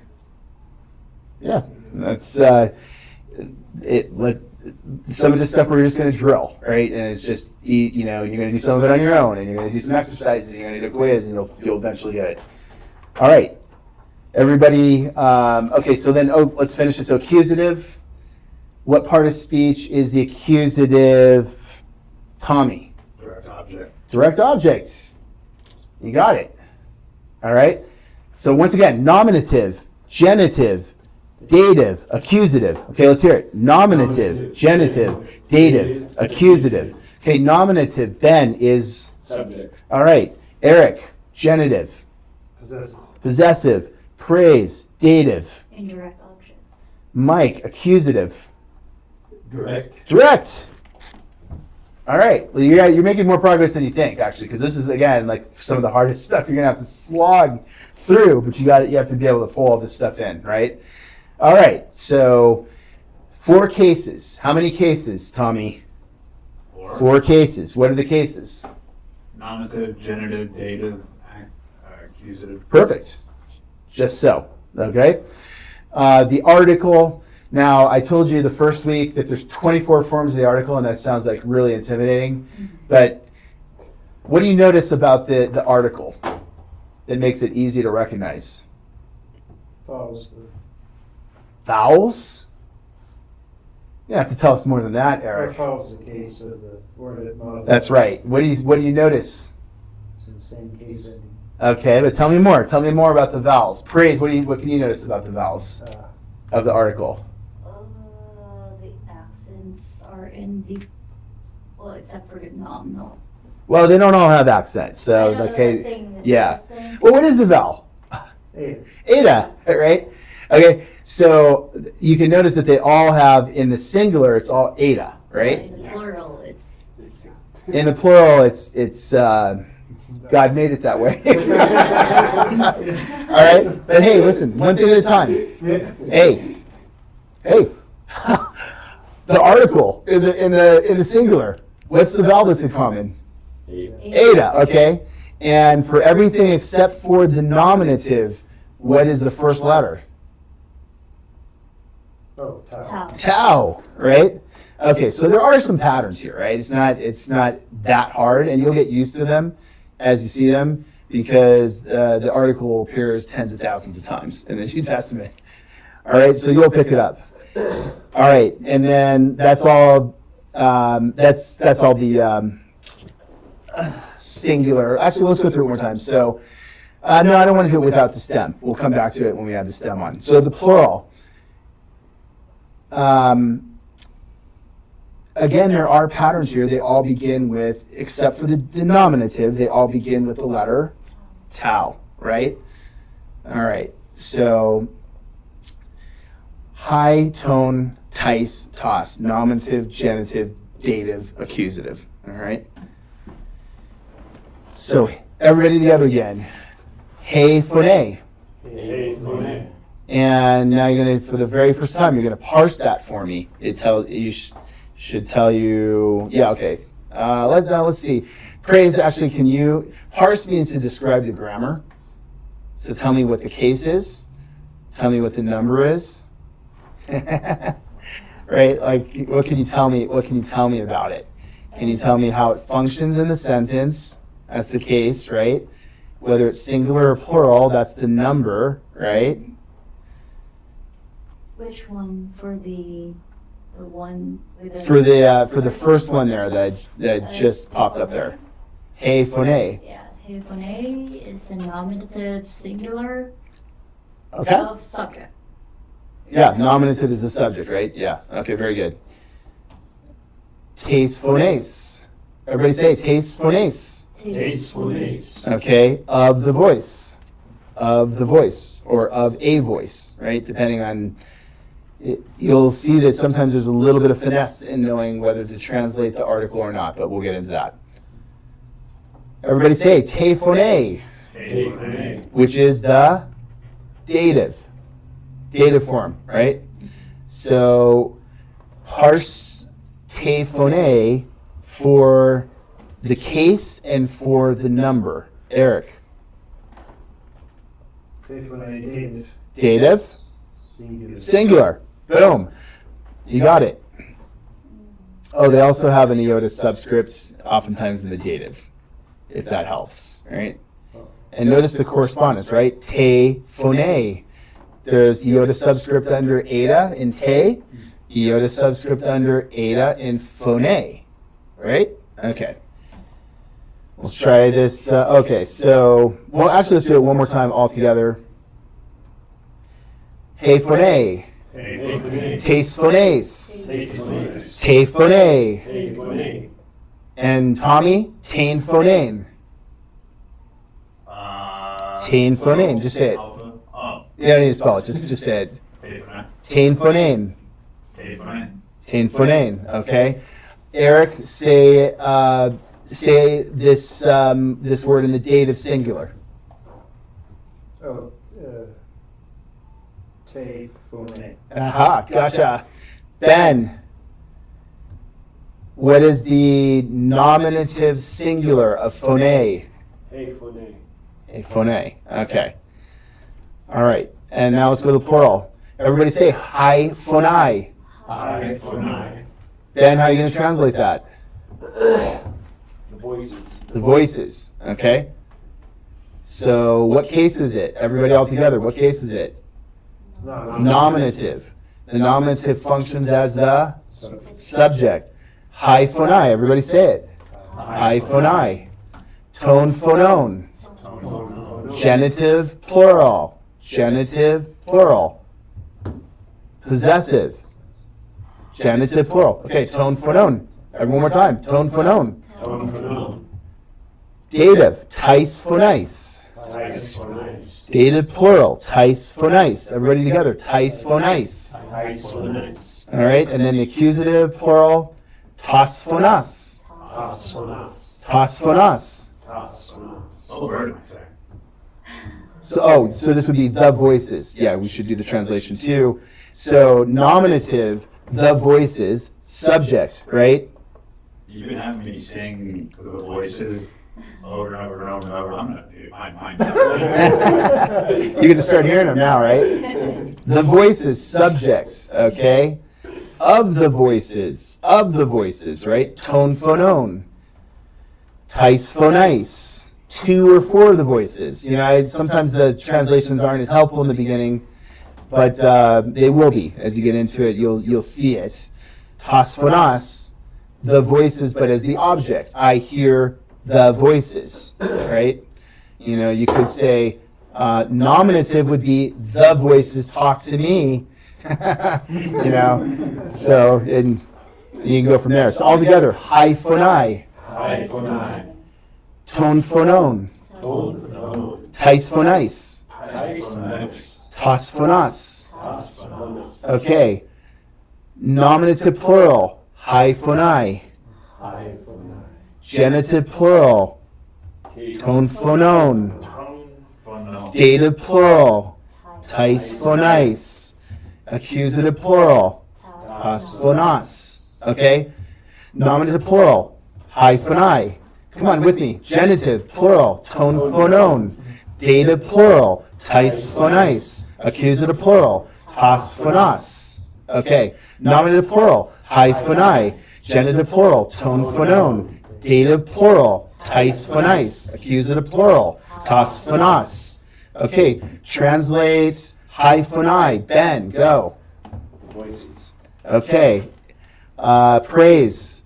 Genitive plural, tone phonon. Translate. Of the voices. That's good. Okay. Now, the dative means 2 or 4, right? Okay. Tommy, tais phonais. Translate tais phonais. Say it and then translate it. Tais phonais. Was that 2 or 4. Dative, right? Dative, 2 or 4. 2 or 4, the. I can break these down, but I can't read them. Okay, so that's why we're drilling. So 2 or 4, the voices. 2, the voices. 2, the voices. Tais phonais. Say tais phonais. Tais phonais. Say 2, the voices. 2 voices. Okay, yeah. We're gonna have to get past this pretty quick, or things could devolve around here. Okay. Accusative plural. Mike, what's the accusative plural of phone? Tas phonos. You got it. Excellent. Very good. How would you translate it? Hint, the voices. The voices, direct object, right? Okay. So nominative, part of speech is typically the subject. Genitive would mean possessive or possession. Dative, indirect object. Accusative, direct object. You've already learned at least half of what you really need to know now to really understand nouns. Okay, you're making a lot of progress right during class without even having studied too much on your own. All right, let's keep going. And now we looked at the eta pattern, right? Why is it the eta pattern? Ben?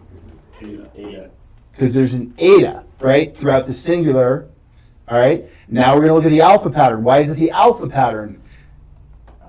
Because throughout the singular, there's always alphas, right? Always alphas. Okay, so now let's say it together. Hey cardia. Hey cardia. Taste cardias. Taste cardias. Te cardia. Te cardia. Tain cardion. Te cardia. One more time. Hey cardia. Hey cardia. Taste cardias. Taste cardias. Te cardia. Te cardia. Tain cardion. Te cardia. Now we're going to start with the accusative and go the other way. Tain cardion. Te cardia. Te cardia. Te cardia. Taste cardias. Taste cardias. Hey cardia. Hey cardia. Okay. Nominative, part of speech is the Section. genitive. Section. Dative. Indirect object. Accusative. Direct. There we go. Why All are right. the articles so different? Well, the article is, Follows that eta pattern.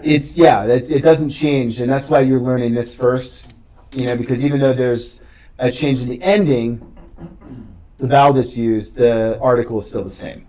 It goes from, my memory sucks. It goes from eta to a 3 to a 2 to a 3. Mm-hmm. So let's drill with it. So we're going to do the article only. Nominative singular, Hey. Hey. genitive singular, Hey.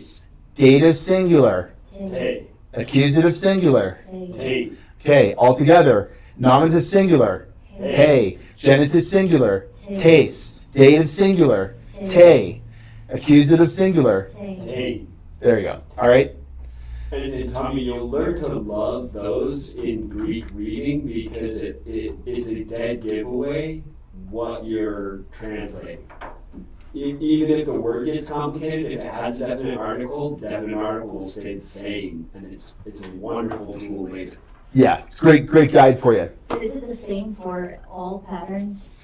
Not exactly. So you're going to see that we're going to get into the masculine and the neuter, and those are going to be different. Yeah. But let's just one thing at a time. All right. Everybody together. Hey cardia. Hey cardia. Taste cardias. Taste cardia. Te cardia. Hey cardia. Te cardion. Hey cardia. Okay. Nominative singular of the Greek word that means heart. Eric. Hey cardia. Hey cardia. Dative, singular, of the word that means heart. Mike. Is? Te, dative. Te, car, dia. Cardia. Mike say te. K. Te, with the T as in Tom, K. or Tommy is in this case. K. Te, K. car, Car. dia. D. Te, K. car, Car. dia. Okay, very good. All right, praise. Accusative singular of the word that means heart. Why is the eta silent in the article? Tain cardian, right? Okay, good. So, why is the It sounds like the eta is silent. no in the first word? No, the following. Taste. The taste. Like the genitive, the A sound. I'm not sure. Maybe I'm am I? So, I'm sober. I can tell you right now, I'm 100% sober tonight. So the title, the eta and the delta, Sigma. whatever. And the three letters. Yeah, It sounds like the middle one is silent. right here No, in the article. in the article, right here. Yeah. No, I'm probably just saying it too fast. And I probably should slow down. But again, I want you also to hear it. I want you to hear it fast. I want you to hear it slow. I want you to hear it medium speed. That's how you learn. It's through different inflections and different pace. That's you start to pick this stuff up. Taste, cardias. Taste, cardias. Right? Okay. All right. All right, let's move on to the plural. High cardii. Genitive plural. Tone cardion. Dative plural. Tais cardiais.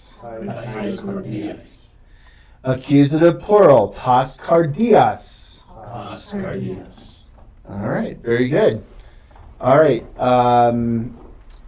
Accusative plural. Tas cardias. Tas cardias. Genitive plural. Dative plural. Tommy, dative plural. Tais cardias. You got it, yeah. And don't get too hung up on it. Just keep drilling it. And look, I mean, language acquisition is a slippery and sometimes complicated thing. It's a combination of just writing this stuff. I probably wrote this 10, 15, 20, 30 times. So who knows how many times it took before I got it all. It's speaking it. It's drilling it. Sometimes you feel like you're not picking it up, and then all of a sudden it clicks, right? All right, we're going to go through the whole thing one more time. Hey, cardia. Taste cardias. Te cardia. Tain cardion. Okay, now the plurals. High cardii. Tone cardion. Tais cardiais. Tas cardias. Now we're going to go horizontally, and we're going to look at just the accusatives. Tain cardion. Tas cardias. Okay, now we're going to look at the nominatives. So, Eric, give me both the singular and the plural nominative of the Greek word that means heart. Cardia, high cardia. Okay. Praise, give me the genitive singular and the genitive plural. Tais cardias, tone cardion. Okay. Let's see. Ben, give me the plural and the singular in the dative. Taste cardias, te cardia. Te or tais. All right. Tommy, give me the accusative singular. Cardia. No. Close. Tain. Tain. Car. Cardia. D. On. I'm just don't use an English in my It's all right. Say tain Tain. cardion. Cardian. Tain cardion. Tain cardian. Okay, give me the accusative singular. Say it again. Tain cardian. All right. Now you teach me. That's a bad idea. Maybe not. Try it. Tain cardian. No, ask me. Ben, What's the singular accusative? Try it. What's the singular accusative of cardia? Tain cardian. Okay. It's tain cardian. Okay. And by the way, this might help you. This is one technique I use like sometimes when I study is flip the role and pretend like you're the teacher, right? So on one side of this sheet of your paper, almost like you're writing a quiz, you can say, what is the accusative singular? And then put the answer there. Which is? Tain cardian. Okay. All right. All right. Is everybody okay, or do you need a break? And I'm actually impressed by your energy levels. I just want to let you know that, and your participation. So it's making it really enjoyable for me. Okay, so also this is helpful when you look at the first declension paradigms. Remember, we said that there's a eta form that has eta in the singular, right? And there's a alpha form that has alpha in the singular. There you go. But now look at the plural. So, praise. What do you notice? Letters are the same, but the thingy. Breathing marks. Yeah. Circum- The what's that? Accent? Yeah. Accent mark. The Okay. accent and the eta, it's in the ultimate. Yeah. Right. Ultima. Yeah. In the eta, but it's in the penultimate syllable. Penultimate. Oh, good for you. You remember those words. Yeah, that's right. And again, don't worry about the accents, because you don't need to reproduce them. You just need to be able to read them and recognize them, So don't worry about having to produce them. What I noticed is that on either declension or on either set of words, the alpha and the eta, the ending is the same for both sets of words. That's it. Exactly. Very good. So phonai, cardii, right? Phonai, cardii. Phonon, cardion, right?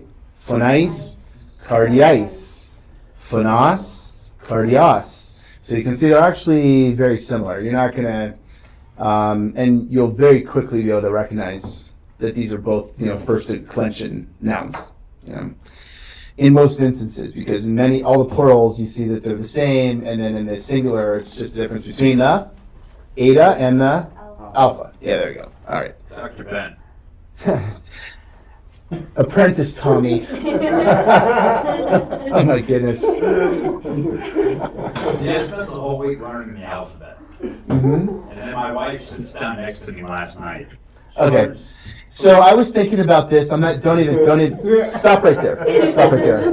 Because I was actually thinking about this. So praise, tell the class again, if they don't know, how many languages you know and what those languages are.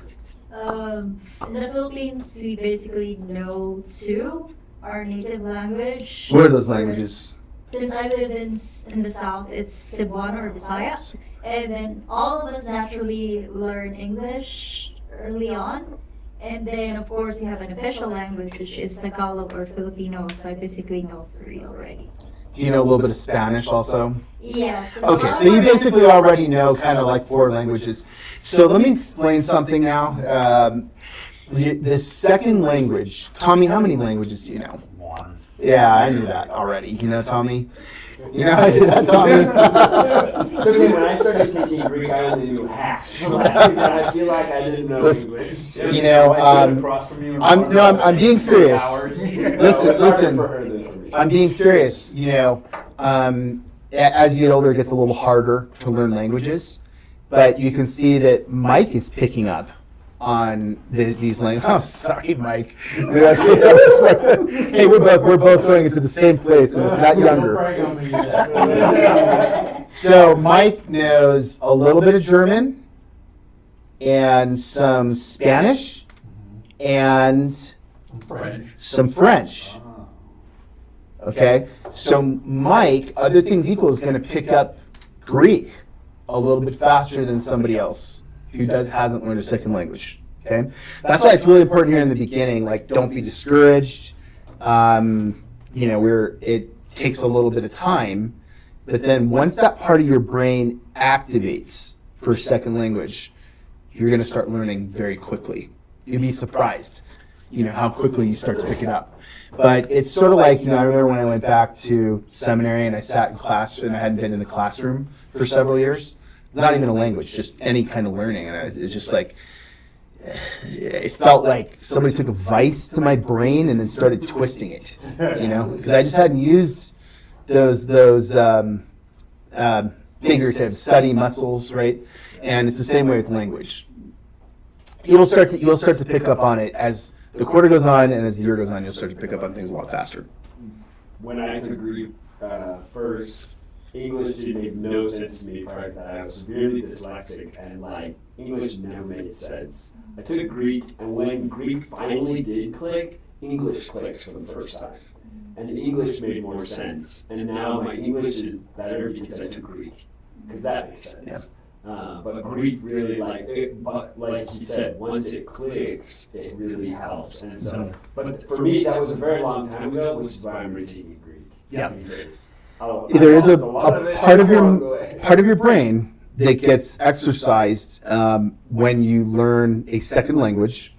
And there's actually research that shows that people who learn second or third or fourth languages, they have a much lower incidence of dementia as they age. So there's actually something about language acquisition that improves your brain health, and even I think improves your ability to reason and articulate in other languages too, including your first language, right? As Ben was saying.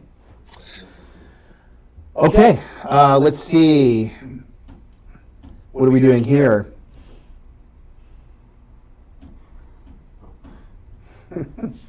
Ben, what do you notice about this chart? A couple of these words are the same, even in different breakdowns. So your genitive, singular, and your accusative plural are the exact same spelling. I see. Do you think that's going to confuse you? Unless you have context. Okay, so I'm leveraging Ben now to teach this class, but there are a few forms that are the same. You're not going to be confused by them. You'll look at this and you think, oh, I'm going to be confused. But generally, the context of the sentence will make it very clear. Are we looking at a genitive singular, or are we looking at a Accusative plural. There we go, right? Will the articles not be around all the time? They will not always be around, but the context will help you. You'll find that the context will help you, and you'll rarely be confused. Okay. Particularly with the ones that are usually overlapped. Yeah, and we're going to get to the article here in a little bit, so sometimes I think maybe talking about the article first might be better, but we'll get to the article here in a little bit, and I'll have a few things to say about that. Okay, so, context, if the article is there, of course you can see the difference, right? So again, genitive singular, the article is taste. Accusative plural, the article is toss. All right. Okay.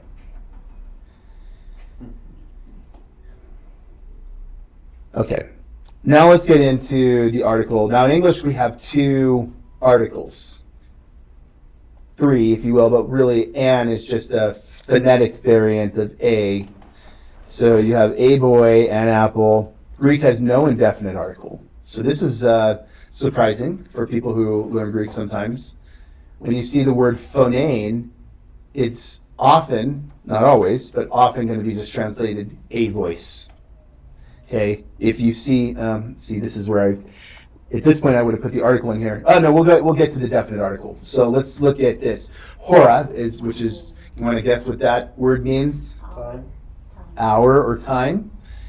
And when you see it, anarthris, that is without the article, it just is translated an hour, or perhaps a time. So far, so good? Okay, so if you see a Greek word, Tommy, and there's no article, are you going to translate it as, let's say, you see phone, would you translate it as the voice or a voice? A voice. A voice. Now the Greek article. English has only one definite article. Greek, this is a simplification. It's to say that it has three articles. It really has one definite article that's declined in three different ways, right? Ha is the masculine, he the feminine, and then you're going to see in the next declension, we're going to start to show you the neuter, which is ta, okay? And Greek uses the articles with the abstract nouns. So this is also a little surprising for people. So we would say wisdom, for instance, the verse in Proverbs, or actually let's take Jesus' words, right? Wisdom is justified by all her children, or wisdom is justified by... 20. You got that? Or did you just pull that out of a grab bag? No. You got it? Oh, good for you. Yeah. Luke chapter 7? Yeah. All right, wisdom. So we talk about wisdom, we would put the article. We would say the wisdom, right? So it's wisdom, no article. In Greek, typically you would see it not as Sophia, which means wisdom. Tommy, what's wisdom in Greek? Sophia, right? You wouldn't see it Sophia, you'd see it Hey Sophia, right? And that is how it appeared like in Luke 7. Question. Mm-hmm. So, if the article is in the feminine for wisdom, what on earth does that mean for wisdom if it's a feminine article? Yeah, good question. So in Greek, the allocation or that identification of a noun as feminine, masculine, or neuter has no bearing typically on what we would think of as natural gender. Okay? So it's oftentimes, from our perspective, arbitrary. It's arbitrary. Like, it doesn't have any, like... They just pick which words were which. Yeah, And so, like, and in other languages it's like that too. 100%. So, Mike, maybe you can help me out. In Spanish, do you know what the word moon is? That's right. And the word the moon is la luna, and this is feminine. Okay? And then the word sun Is masculine. is el sol, and that's masculine, right? Now, in German, does anyone know what this means? Take a guess. Sun. Die Sonne. Die Sonne means the sun. And it's, let's see, hopefully I can remember. Oh my goodness. Slight chance I'm misspelling this because it's been a long time since I wrote it, but what I want you to see is this. Masculine. Feminine and masculine.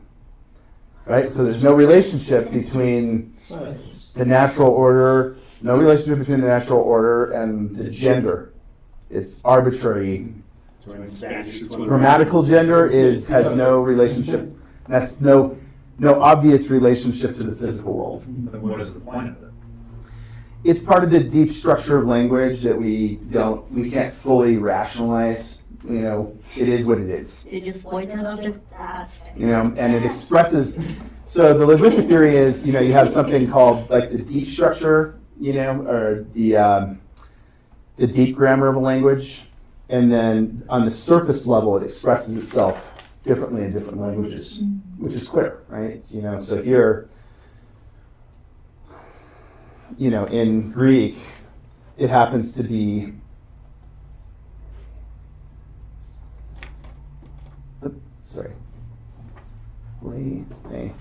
that is the moon, and it happens to be feminine. Hey, Selene. So that's grammatical gender versus like natural gender. Now there are some natural gender words, and even those in Greek don't always function exactly the way you might think. And you'll see those as we go along. But they generally naturally gendered words have the same grammatical gender, right? So let me do this again. This is kind of hard to to do this. I'm like, I feel like I'm going to be in front of you all the time. But let's see.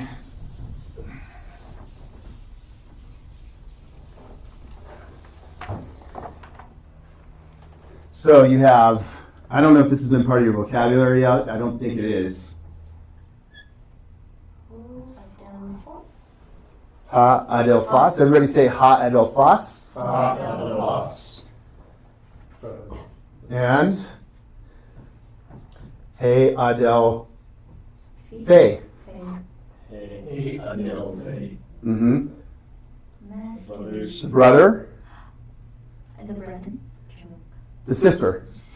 Right? So you can see that the grammatical gender corresponds to the natural gender. But that's not always exactly the case the way that you would expect it to be, even in Greek. But normally it is. All right, let's keep going. All right, we already talked about the eta pattern with the article, so I don't think we need to go through that again. Accents. So on the first declension nouns, they tend to stay on the same syllable. But there are some rules, and you don't need to memorize this, but just so that we go through it. If the ultima is long, the accent will move to the penult, or penultimate accent, okay? So you can see here we have aletheia. Everybody say aletheia. Aletheia. Okay, and here we have what appears to be the singular, dative singular, right? So aletheia, right? Because with the combination of the alpha and the iota subscript, that goes from being a short alpha, you put the alpha and the omega together, the alpha and the iota together, and now you get a long vowel. A long vowel. And when you have a long vowel, then you get the movement over to the penult. Okay? So here it's on the anti-penult, if you want to, you don't need to know that, but it's the third from the end, right? Moves from the anti-penult to the penult. Again, you don't need to memorize the rule. You just need to be able to recognize the forms. That's actually what just brought me down with Mouse. He had to memorize all the rules. Yeah, I know. So Mounts is the probably it still is probably the predominant text that's used in beginning Greek, and I do see that as one of the weaknesses of the text. One of the reasons again I picked this text by Merkel and Plummer, is that I think it gives you only what you need to know. And when you're just starting with the language, that's important. I think that's important. Now, there's some people, maybe this is their second or third or fourth language. Maybe they understand a lot more about grammar and linguistics, and maybe that information is more interesting to them up front. But I think for our purposes, it's better to just learn what you need to know. Again, the purpose for me is to get you reading. Everything in here is about getting you reading, because once you get reading, you're going to want to do it more. And if you want to do it more, you're going to do it. And if you do it, then you're going to learn it and keep it. All right. And then, we already looked at this, but the genitive plural, it's always accented with a circumflex. Everybody say circumflex. Circumflex. On the ultima, on the last syllable, the ultima or the ultimate syllable. All right, conjunctions are indeclinable. So again, declining means changing the ending to signify the grammatical relationship or syntactical relationship, to be more precise, right? So when we change the endings, we change how the word functions in the sentence. Now, conjunctions are indeclinable because they don't change that way. They always stay the same. And what do conjunctions do? They link together words, phrases, clauses, sometimes either subordinate clauses or coordinating clauses or larger discourse units. So sometimes a conjunction can begin or conclude like a whole section of Greek, right? Typically beginning a section. I'm trying to remember, and I don't think I was ever told it, in the conjunctions, in the footnotes, it says even those word-for-word parallel translations sometimes employ more functionally or dynamically equivalent renderings. What does that mean? Yeah, so when you translate, you may have heard people say we want to translate in a very literal way. Yeah, Okay, and what people mean to communicate is that they don't want to lose information from the original, but try to make the translation into English correspond as much as possible to the original Greek. Okay, now that's a very worthy objective and a principle that is good to follow. There are some limitations, however. So, like if you were to translate certain expressions in English, if we were to say, or some other language, and this is the strangest one, but this is the first one that came to my mind. In Spanish, if you want to say something happens hardly ever, the expression in Castilian Spanish, which is kind of like the higher register Spanish, is, and it's been a while since I wrote this, so hopefully I'm not going to misspell this. San Juan. De Pascuas a San Juan, and it literally means as often as pigeons to San Juan. And apparently pigeons didn't go there very frequently or something like that. Now imagine translating this word to word into English if you're trying to say something hardly ever happens. And it happens as often as you say, yeah, this happens as often as pigeons go to St. John. What does that communicate in English? Nothing. So I think it's a bit of a red herring. If you ever heard the expression, red herring, I think a lot of people will target so-called dynamic equivalent translations like the NIV. A bit unfairly in some cases, because they will say that they're not literal translations, and there may be some legitimacy to those critiques, but it's not as simple as literal versus dynamic. There's a lot of nuance to translation for sure. It does make a difference when you're translating for a new language group, like we were talking about. How well you know their language determines how literal versus dynamic you can be, which makes a big difference. I'll tell you, here's an example where you can actually not only not communicate something, you could potentially communicate something completely wrong. And in Arabic, when you're trying to get somebody's attention, you use a genitive, or a vocative, and we're gonna look at the vocative here. It's the case for address, like addressing somebody, like, "Oh, John," right? It's the O, And I saw my wife do this, and when she was talking to my kids, she would say "Ya mama," And she's like, what she's saying is like, you pay attention to me, but actually what she's literally saying is, it's like, oh, mama. But she's voicing, it's like it's voiced the way the kids would say it, right? Like, but if you but if you translated it literally in a wooden way, you would actually get exactly the wrong sense, right? So there's a whole branch of linguistics called pragmatics that deals with those sorts of realities of how some translations are really contextually determined that way. I think a missionary family in Indonesia, John 3:16, in their language they don't have a word for faith or belief. And so it's like, how do you translate that from Greek? And so they understand stretching though.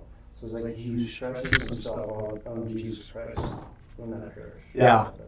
So sometimes, like, where we might have, like, in one language, a target language may not have an abstract idea, but they may have a concrete figure that conveys that figurative meaning. Yeah, great discussion. I mean, there's so much more to say about this stuff, but you get the sense now, even as we're beginning to translate Greek, that there's always nuance and skill in the translation, because part of a good translation is making it understandable, and it has to be. So, okay, so de, kai, and men are all coordinating conjunctions, and so these are parallel relationships where two parts of the sentence are on the same grammatical level with one another. And we will see many examples of these, of de. Let's say if de is a postpositive particle or conjunction. Particle is just sometimes used to also describe these small little grammatical words that typically are not declined like a conjunction. So de, kai, men, these are conjunctions or sometimes called particles. De is a postpositive particle, which means that typically you're going to find the word de in the second position in a Greek sentence, whereas in English oftentimes we would translate de by the word but. It just depends. It could also be and.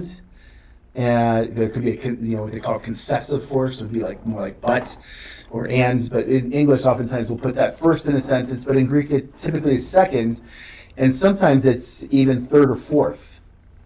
So you still have to translate it in the first position in your English translation. And when you get into some of the exercises, in the text, this will become clearer. Sometimes with the context and determine whether it's and or but as well. That's right. Yeah.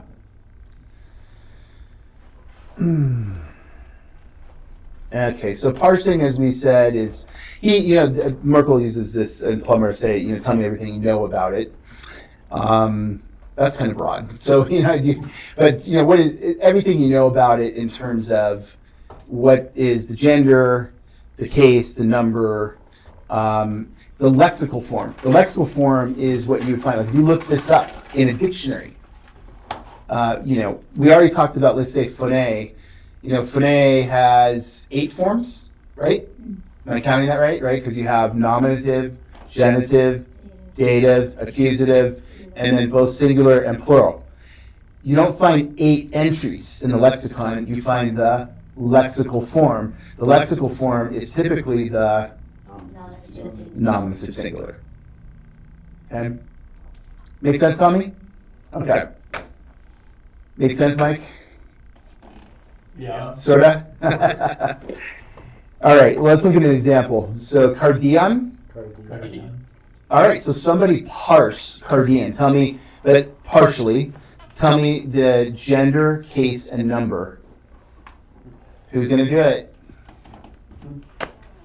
Actually, we're going to break it out. So, praise. Tell me the case of the word cardian. And you can look at your charts. If you don't know it, just this is about learning. So, accusative, thank you. Eric, number. Singular. Okay. Ben, gender. Feminine. How did you figure that out? Okay, good. That's a good question. Ben, how did you know that that was a feminine noun? The alpha is typical of the feminine. First declension noun. Yeah, right? Okay.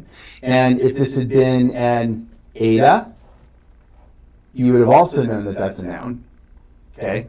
First declension. There is no noun cardiane, but if there were, then you would have known that that's a first declension noun.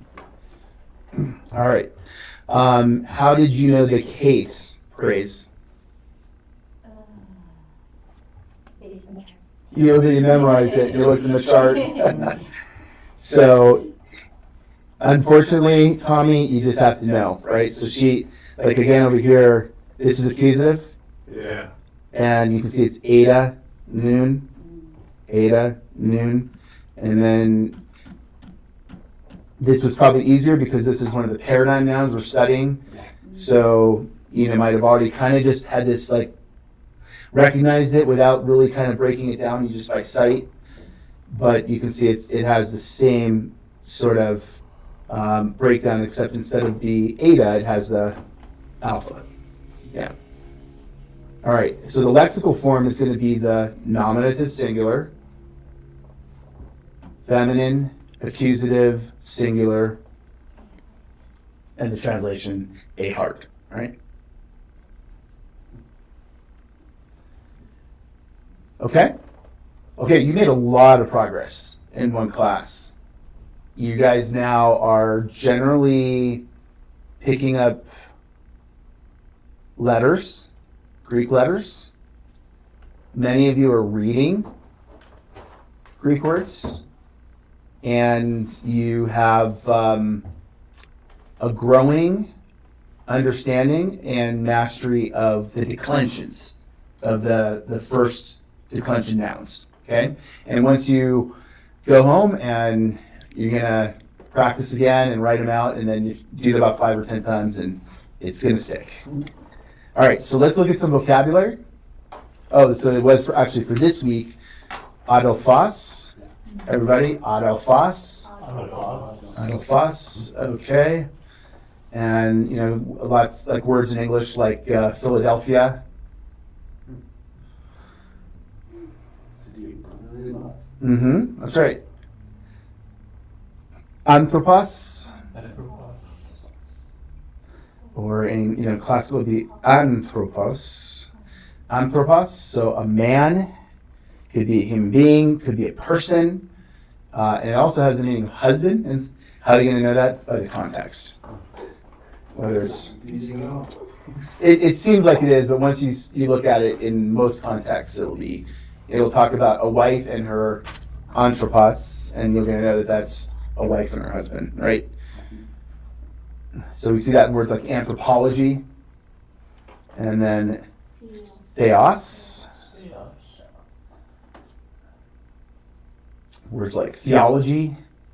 The word theist. Does anyone know what the word theist means? Someone who believes in a personal being, divine being, right? That's theism. Is that the idea that, and a person who believes that is a theist. A person who does not believe in a personal divine being is a atheist. Right? Yeah. So you have some friends helping you in some of the English words that are derived from Greek. Theos, is that capitalized?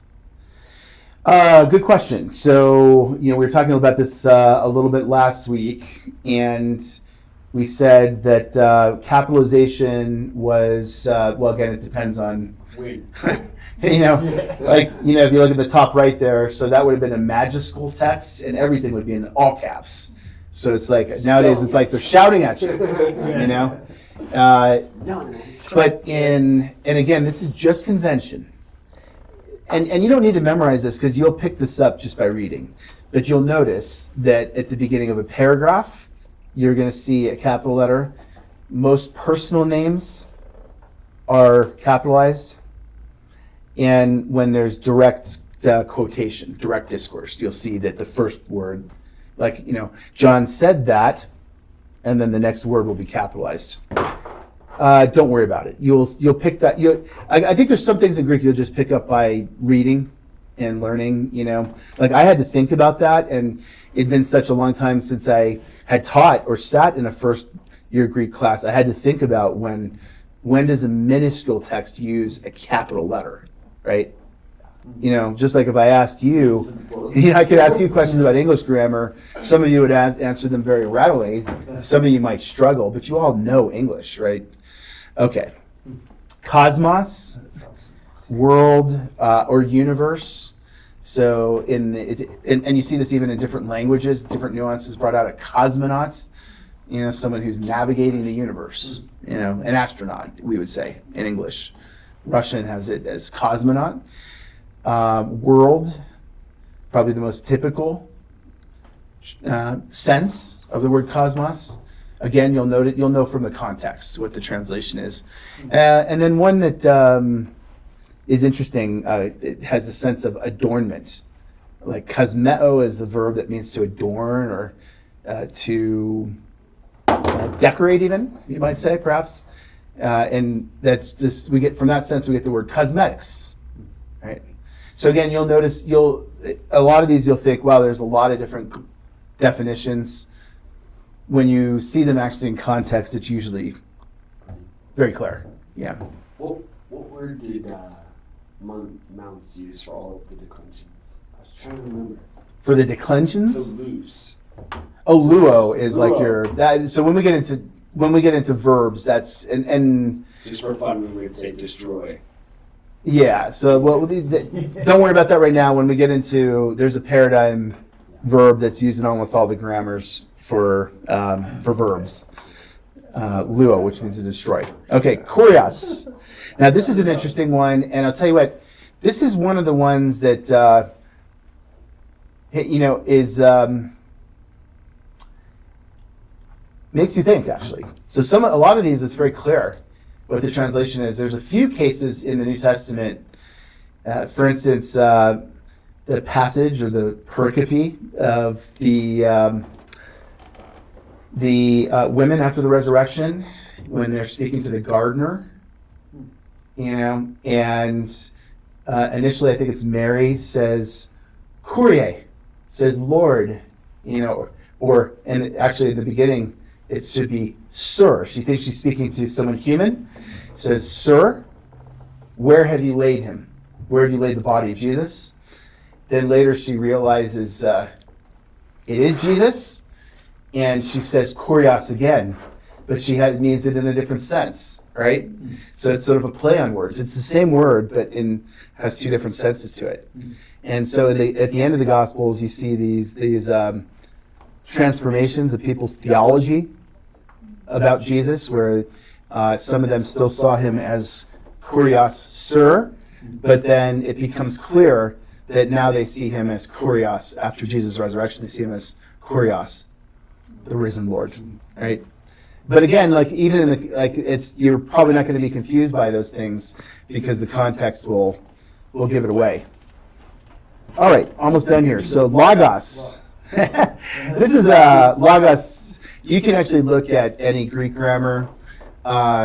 Here's a chance just to take 10 seconds and talk about lexicons or dictionaries. BDAG is the most authoritative one. BDAG, B-D-A-G. And online, you can find the Perseus website. The Perseus website, it's a project that has ancient lexicons, and that one will include a number of different readings, but Liddell Scott is the classical lexicon. Has a lot of classical Greek words in it. You don't need to memorize. Don't worry about this right now. You'll eventually want to pick up like a lexicon. If you have logos, I would highly recommend at some point to pick up BDAG, B-D-A-G, and that's anyway. If you go to BDAG, B-D-A-G, and you look at the word logos, you'll find probably 20, 30, maybe more potential definitions for logos. But they all, if you think about it, they all many of them have like related meanings. word, message, account. Is that in there? Yeah. Story, even sometimes. And when you look at it, like usually the context will again help you on what it should be. Okay, namas, law or principle. Everybody say namas. Namas. Uranos, heaven or sky. And you have the word Uranus, the planet. Huias. Huias. Remember, listen now, you see the rough breathing mark over the iota? So there's a, okay, Huias. Son, descendant. And then Christos.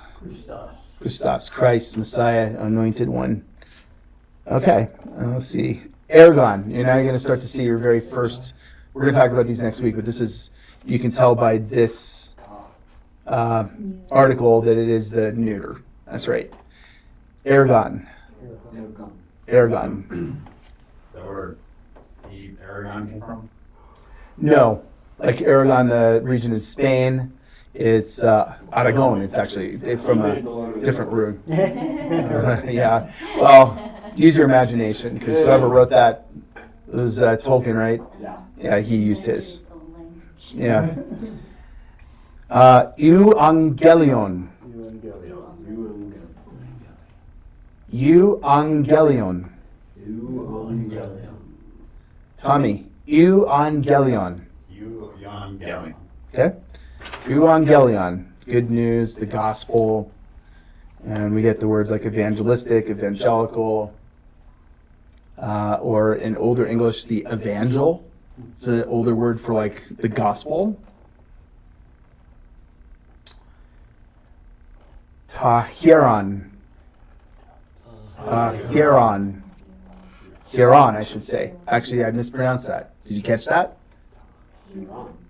I had the accent in the wrong place. I said Tahiron. I said it neutrally. It should be Tahiron. Right? Why? Because the accent is over the ultima, the last syllable. Right? Again, sometimes I will forget and I'll mix in classical pronunciation. So you'll catch me on that. So it's in classical Tahiron. Tahiron. Tahiron. In Erasmian, Tahiron. Hiron. Okay. Semeon. The sign. Semeon. We get the idea, the word semiotics, which is how do you represent the meaning of language, through verbal and through written signs, right? Semiotics. Technon.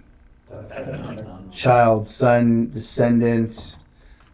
So which one does it use for like, today you are my son, I have begotten you? So son there would be huios. Which was one of our other words. Yeah. But technon would be typically as child. Typically ungendered. I mean, doesn't have natural gender. It can refer to male and female, a child. Typically, Huios holds like the idea of an inheritor, right? It does, but that's a cultural reality, right? It's not so much with the word; it's just how it was used. Yeah, like huios definitely is reflects natural gender. Yeah. It's a son. It's never a child, right? Whereas technon could be male or female, and in some cases it might be a son, But almost always I would translate it as child. Okay, all right. Listen, you've done a lot. You've made a lot of progress so far. And it's really encouraging. And even if you think you don't, again, I think like the first 4 to 6 weeks, especially if this is your, first language besides your native language that you're learning, for the first time in a long time. It's gonna, it's gonna be a little bit more difficult, but you're gonna bridge the chrysalis. You're gonna pick up your wings, but it'll just take a few weeks to do that. Right? So stick with it. Any questions right now?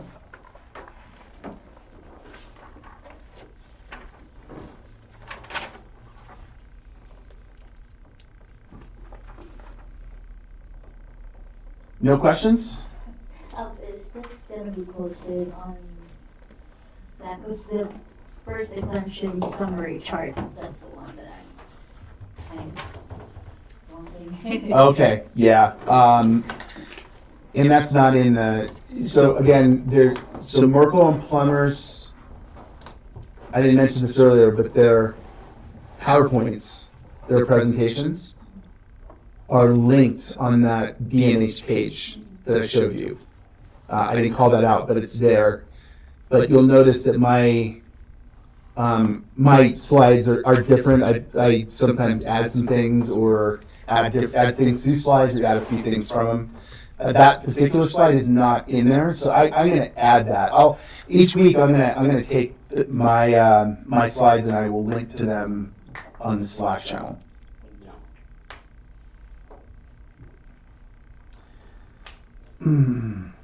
Okay, and then again, so this week now just read chapter 3, try the exercises, do the quiz, listen to the Merkle and Plummer lecture for chapter 3. Okay? And again, that's important because we're only meeting once a week. Ideally, we would meet 2 to 3 times a week for a language class. And, even 3 times a week would be ideal, would be closer to ideal. So I really, all of you need to stay structured outside the course because we're only meeting once a week. All right. Great.